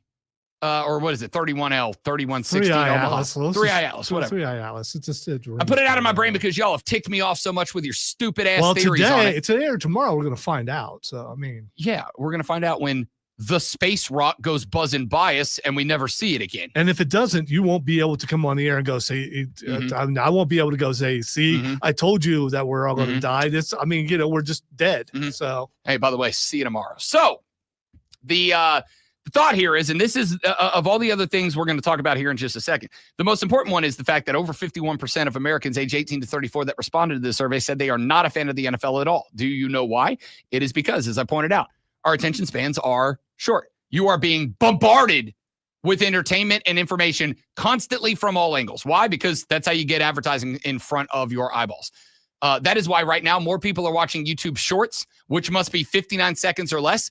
Shorts are infinitely watched more than YouTube videos. You could say, hey, man, here's this long video about 3i Atlas and why it has a reverse tail because there's a scientific and now proven reason for it. Or somebody can go reel and go, aliens, and more people are going to watch that because we have a shortened attention span. Okay, so what's wrong with me that I don't ever watch shorts? I don't know. Well, I would also point out, great one, that you are in the a higher demo than do you think it's the because I'm older? Okay. Yeah, right. Oh, for sure. I think it's an age thing. That's why I specifically pointed out. If I see something that's only 60 seconds to 30 seconds long, unless it's really funny, it's not going to have enough time to elaborate to the point where I can form an opinion. That's fair. And that is exactly the opposite of what we are seeing research-wise out of the next generation of Americans. They want it done, and they want it in 60 seconds, and they want to move on to the next thing. This is one of our problems, is that so many things happening in the world, you cannot explain what is happening on the West Bank but in 60 seconds.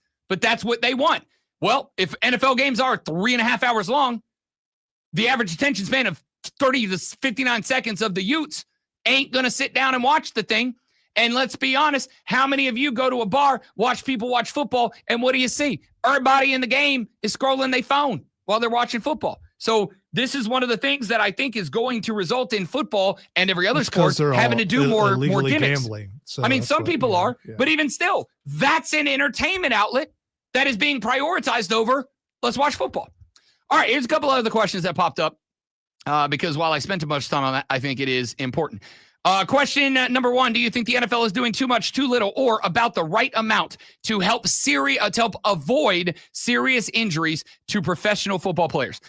This one, I guess I'm happy about. Only 4% said the NFL is doing too much to help avoid serious injuries. And think about this.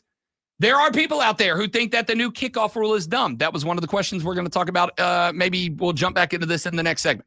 Yeah, because I kind of like it now. Yeah. The targeting thoughts, the horse collar tackling. There's a lot of people who are like, no, bring back man football. Oh, the hats still look dumb. The just, Guardian cap? Yeah, I get it, but they just cool. I mean, listen, if you want to like risk the Great Gazoo, I think it was from Flintstones. It does. You're not wrong. I never thought about that. You're not wrong. Here's the thing though. If you want to risk your brain rattling around in your skull so that you don't look dumb, that's on you. Have at it. By the way, I completely get it. 1,000% I'd wear one. Just think they could find a way to make it look better. 42% of those fans say that the NFL is doing about the right amount. The NFL is considering moving the Super Bowl to President's Day weekend so that it's always followed by a federal holiday on Monday. Support or oppose? 56% of people, 60% of men, 53% of women, 63% of 18 to 34, and more than that, 35 to 49, said yes, we should drop the Super Bowl back 1 week so that it is always followed by a federal government holiday on Monday. Yes. They ain't doing that. Did they just vote down the daylight saving time thing again? Yeah, they're not going to do that. I think they will. And I'll tell you why on the other side of the break, because I think the NFL will get something out of it. So I'll tell you what that is when we come back. The Rob Brown Show's on your radio. It is the Fan Upstate.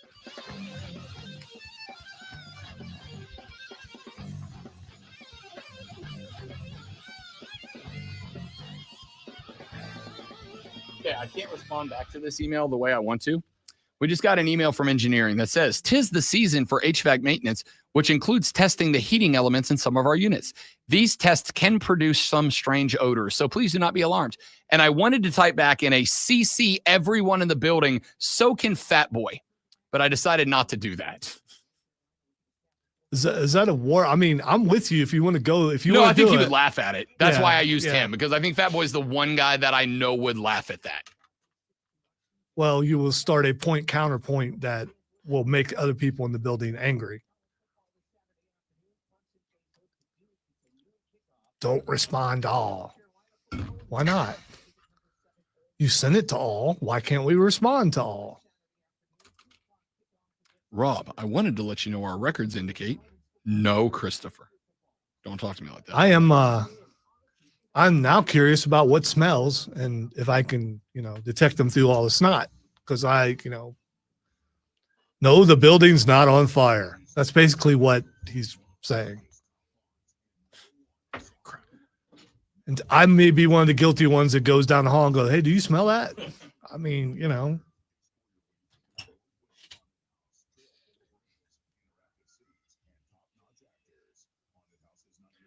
By the way, I have nothing against shorts or anything. I just,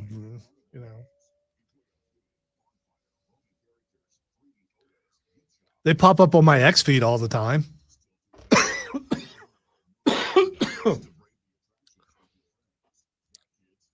And if you dwell too long, then the algorithm says, oh, you like this, and it gives you 10,000 videos of those shorts.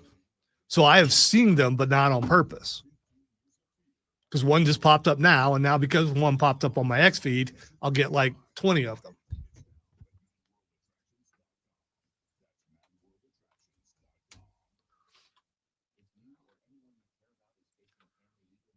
I don't know. Can cough drops go out of date?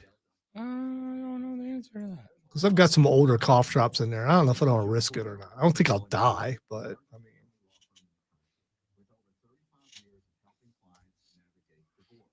it's time to replenish the cough drops.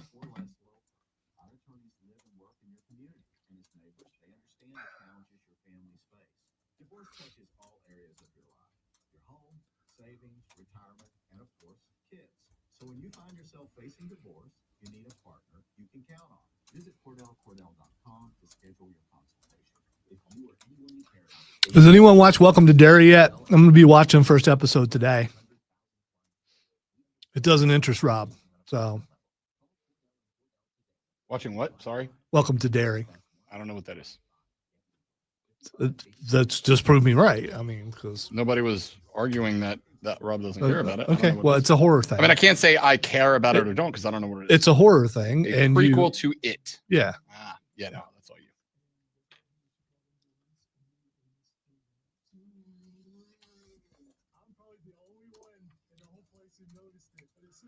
Well, that reminds me, basketball tryouts are next week. Wonder if that lady will be back.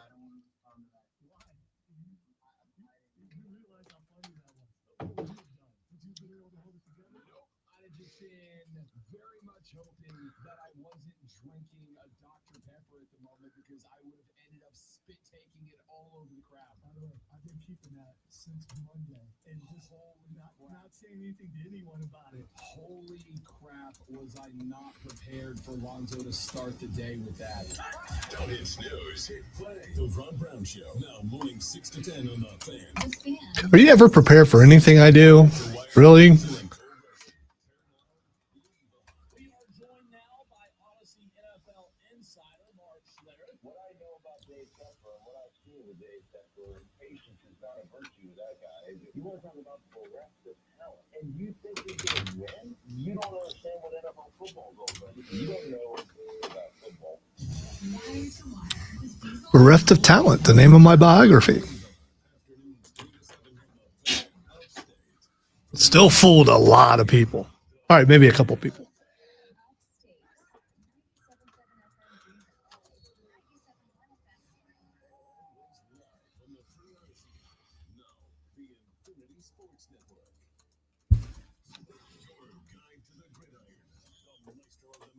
And the keeper of all things cool in the sports world. This is the Rob Brown Show. Oh, yeah.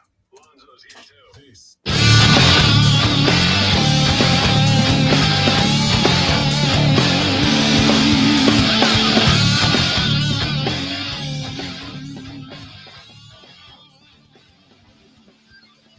Thought a few minutes of the Rob Brown Show here on the Fan Upstate. We are jumping around a handful of different topics today, but we are wrapping up the show with one in particular. That is a Quinnipiac poll conducted of over 1,500 Americans from different ages, genders, and locations around these great United States of ours. One of the ones that we jumped down on, and really it's more about like some answers that surprise me or I am reading into what they mean for the NFL and the NFL's future. One of them was the 18 to 34 demo, of which over 51% of respondents said they are not a fan of the NFL. Again, I think that is something that is going to be a problem with a lot of people moving forward. I forget which actress. No, I don't. It was, gosh darn it. I forgot her name. She was in A Good Place. Jaleel, dadgummit, what's her name? Anyway, young lady who is in The Good Place. Great actress. I completely blanked on her name and I forgot it. And I It's a good play. Is that a series? Yes. The one with Ted Danson? Yes. And I freaking love that show. Yeah, I've never seen it before. Oh, dude, but, watch it. yeah. You will genuinely love that show. Not only that, but my favorite character, Jamila Jamil. That's her name, Jamila Jamil. She's in that. There's a character in it who is from Jacksonville, and he's a huge Jags fan. But we got to keep in mind this was filmed when Blake Bortles was their quarterback, and he just does dumb stuff, and all the times, and he yells, "Bortles!" It's great. It's great. It's hysterical, and I love it. It's great. Anyway, Jamila Jamil was doing an interview with a, entertainment outlet the other day. And she said that one of the things she has noticed in recent memory is that a lot of studios are telling producers, directors now that they need to be, and you may have noticed this if you're a fan who actually like dials into shows and whatnot.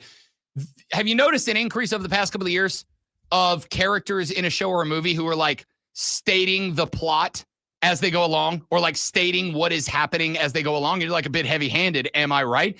She said that like Ferris Bueller or something like no, that. I'm talking like in new age media, it is becoming so heavy-handed. It'll be like the good guy will be like, all right, now that we've taken out the bad guy by dropping a bomb on the bunker, now what we need to do is get in the car and drive to the next town over, where we'll train for a couple of weeks to be ready to fight the karate boss, right? Like they just say everything.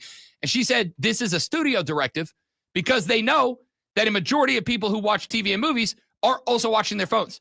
And if you want to like a movie, you got to know what's going on. And when they know you're distracted by everything else in the world, they'll just tell you what's happening on the screen so that when you look up, because you hear the explosion or the gunshots, you're like, okay, I know why they're bombing and or shooting. It's sad, to be honest with you. It's a sad reality, but here we are. All right. Is the NFL doing enough to help prevent serious injuries to football players? 4% said they're doing too much. I'm actually not surprised that that number isn't zero because, again, a lot of people are going to look at like the new kickoff rules, and a lot of people want that change, which was one of the questions they asked. We'll get that to that in a minute. 30% of people say that they are doing too little. 42% say they're doing what's about right now. So pretty split right there between too little or about right. And again, there's always going to be like 23% said don't know. Well, when a solid 38% of the people said, I'm not a fan, of course, they're not going to know some of these answers. The NFL considering moving Super Bowl to President's Day weekend so that it's always followed by a federal holiday on Monday. Do you support or oppose this change? 56% say they support it. 18% oppose it. I genuinely don't know why you would. And 26% say they don't know. Now, this is why that one was interesting to me. The reason that this one was interesting to me was the NFL or the Quinnipiac also asked the question, do you support or oppose the NFL adding another regular season game, going to 18, and removing a postseason game?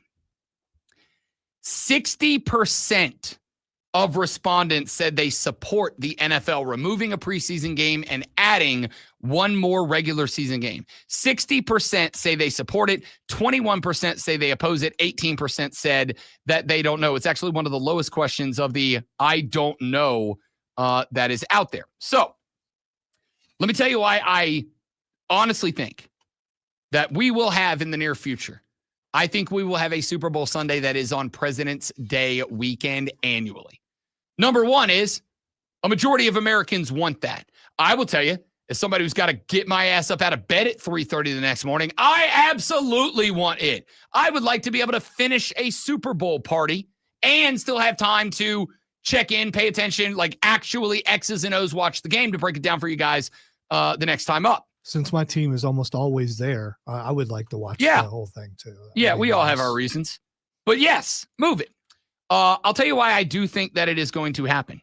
With 60% of support, 63% of men, 57% of women, 65% age 18 to 34, 63% 35 to 49, and 66% 50 to 64. 51% of Americans age 65 or older say move it. It is a majority across the board to move it to that weekend.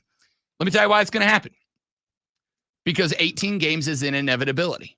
And instead of moving the season up a weekend, which they don't want to do because they don't want to bump into the opening weekend of college football, it will be easier to add that 18th game onto the end of the year, bump all of the playoffs back by 1 week, and that effectively bumps your NFC and AFC championship game, the bye week between them, the off week, or what used to be known as Pro Bowl week between them, and then move the Super Bowl back 1 week.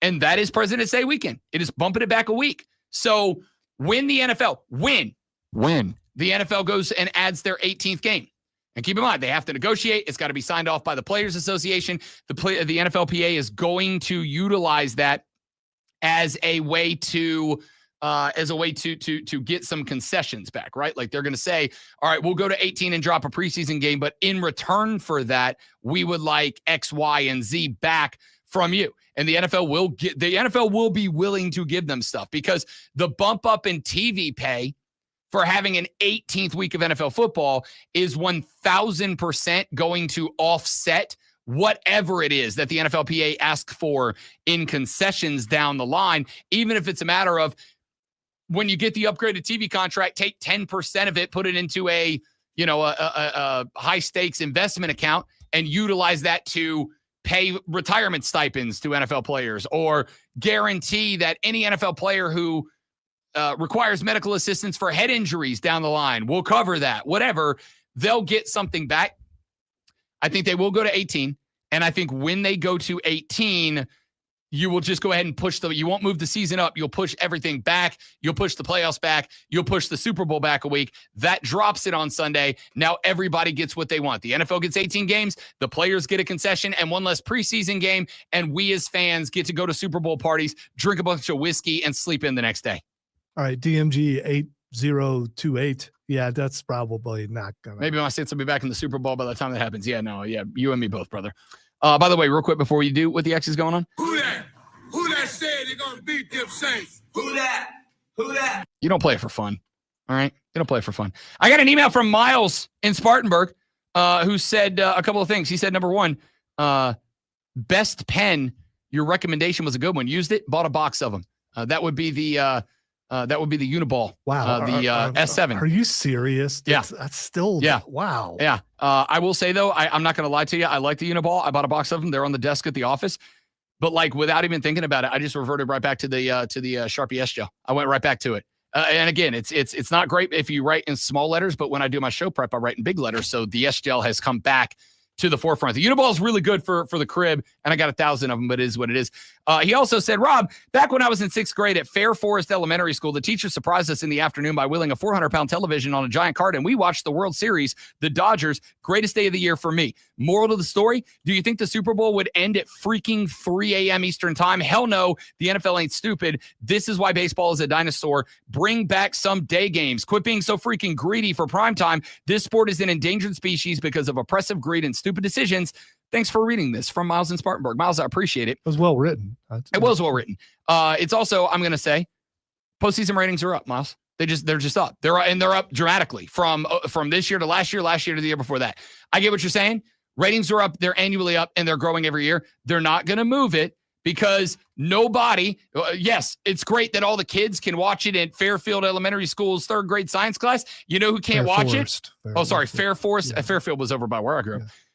While it's great the kids at Fair Forest Elementary can watch it, you know who can't watch it? Me. I can't watch it if it's on at 2:30 in the afternoon. And if I can't watch it, the guy who is going to buy the beer that you're advertising, you lose the money. Miles, at the end of the day, yes, it is all about greed. Welcome to America, brother. And now, the Rob Brown Show presents Twitter. All right, time to find out what the X is going on. By the way, Zach, that was pretty good. I just saying that was pretty good. All right, I'm reading it. He said Lance Armstrong is a Uniball. Thought it worked out good on what day did we do the no ball thing? Tuesday. No ball Tuesday. Yeah. Okay. All right. That's with a K. The first thing that's Xing is Giannis. Giannis Antetokounmpo is Xing because he yesterday Giannis took 7 steps on a drive yesterday. 7. He did. Not exaggerating. I mean, he took 7 steps. I'll give you 2 for the gather. He took 5 steps. And the refs are like, oh, it's a gather. No, it's not. It's not. That was such a long travel. Giannis had to pack a bag and buy a ticket. That's unbelievable. Like, I will say this, more than greed or whatever, you know what is going to kill the NBA? Giannis gathering outside of the 3-point line and having to book a charter flight to get to the rim. He traveled so far. When I say this last night because it started popping up as soon as I was watching baseball and it happened, I was friggin' furious when I saw that. I love Giannis Antetokounmpo. I love the Greek freak. What the hell you guys say it politely? I want to take a tinkle. He's the best. He also yelled, "This is my city," and then there's more to it after that. But it's, I'm sure there is. I don't care about any of that. It's all cursing and so. Again, don't care about any of that. The only thing I know basically is said he wasn't leaving the city. like, cool, good for him, and like glad for the people in Milwaukee. They finally get one thing that's nice that's not going to hurt them. But I can't have an NBA where a player is taking 7 steps on a drive. Who else in the NBA would get that kind LeBron. of treatment? You think so? LeBron would get that treatment. LeBron doesn't need 7 steps. SGA would get that treatment because if you listen, SGA shot 28 free throws in a game the other night. Or sorry, 26. Only 26. Wow. 26 free throws in a game.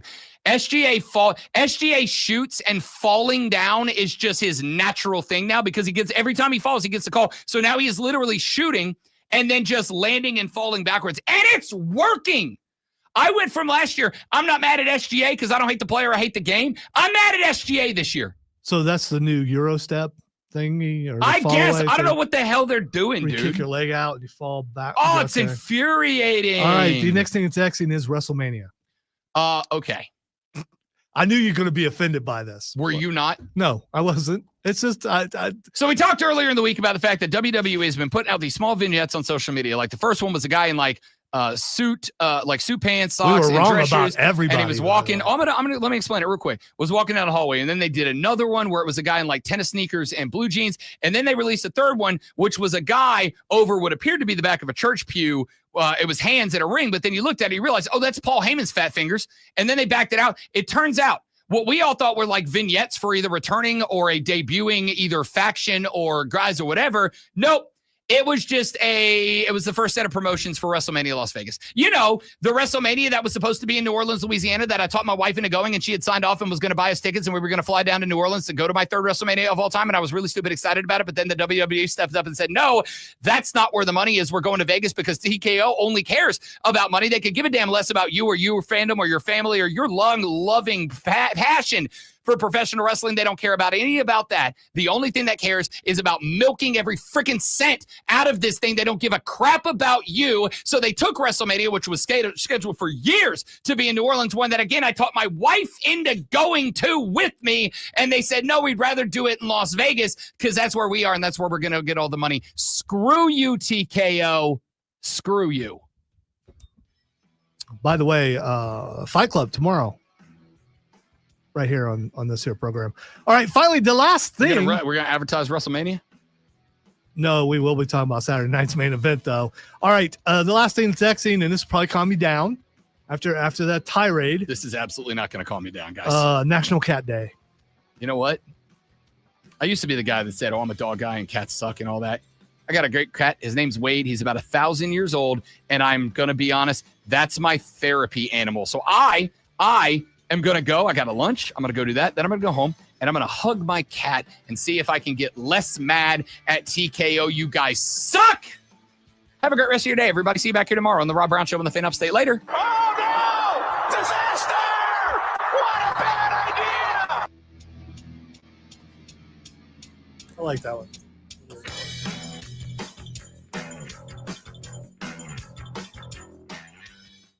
Yes, and as we all know, we all get super jacked up when we talk our wives into going to WrestleMania and spending, not just spending. This was good. That was going to be our vacation. We were going to do a week. We were going to do Wednesday to Wednesday. We were going to go to both nights. We're going to do all her stuff. We were going to do the whole damn thing. Nope, going to Vegas because TKO can't get enough money. There's just not enough money for them. It is an organization that nary but a couple of weeks ago said to you and everyone else in America, we don't care that you can't afford to bring your family because that's what impacts the bottom line. They straight up said it. They said the thing. They're not supposed to say the thing. They said the thing. No, they don't care about you. And they said it out loud, which is kind of impressive, to be honest. And listen, I really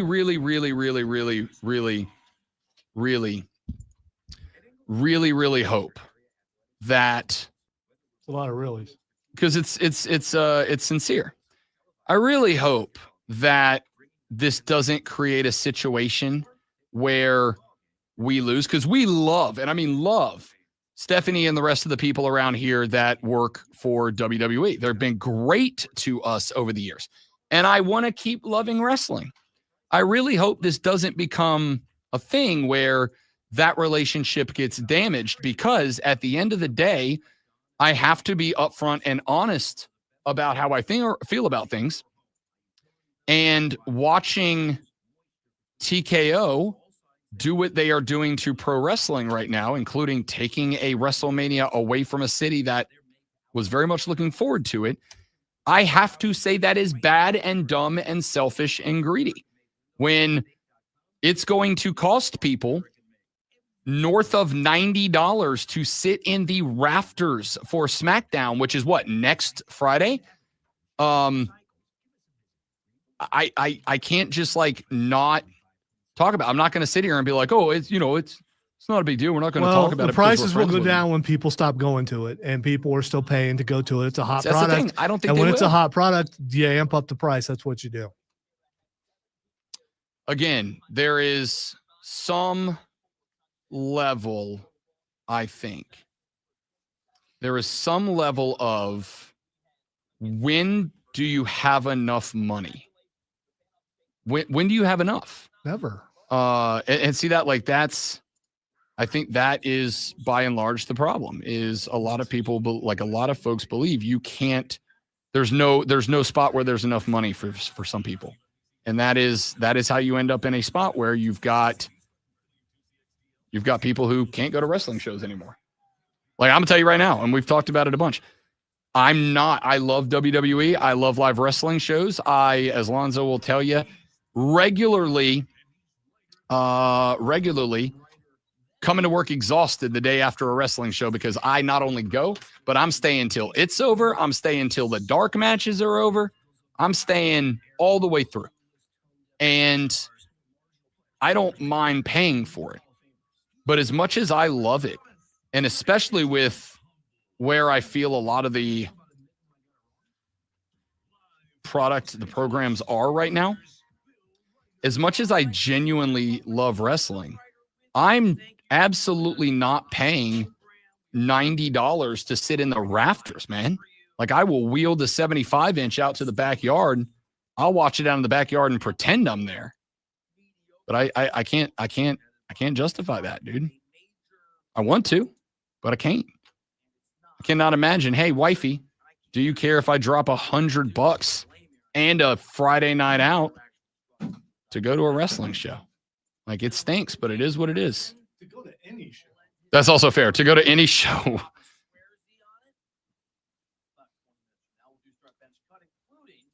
So, I mean, that's it. That's it. Way to end on a negative note. It's not negative. It's real.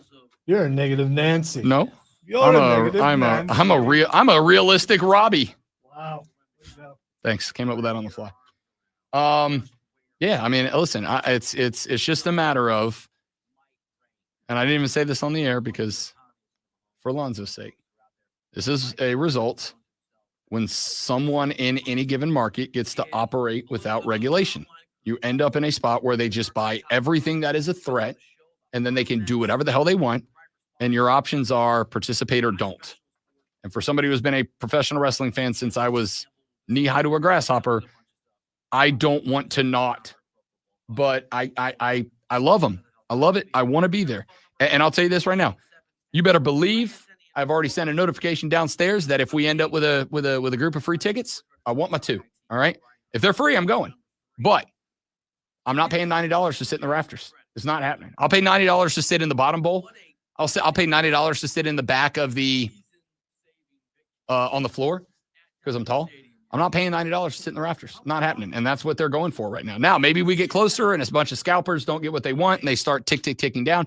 If I look and they drop down to $45, $50, I'll sit in the rafters for $45 because I'm going to get 4 hours in entertainment and I'll have a good time with the boys.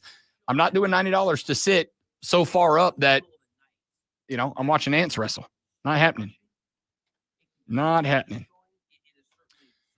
Okay, thanks for being here, everyone. I appreciate it. You're all spectacular people. All right, let me see what William said before we check out. It sucks my son is getting a wrestling. I won't bring him to show. Yeah, that's it, dude. And I'm one childless man with expendable income. And I'm like, I'm not dropping $80. I can't imagine if I had a kid or two. You're looking at William, if you want to go, you're looking at $180 to sit in the rafters with a kid. And TKO 2 weeks ago, 3 weeks ago, straight up said, we don't care. Like, we don't care about that. Like that, it sucks, man. It just hurts. It hurts my feelings, man. All right, y'all have a good day. Goodbye.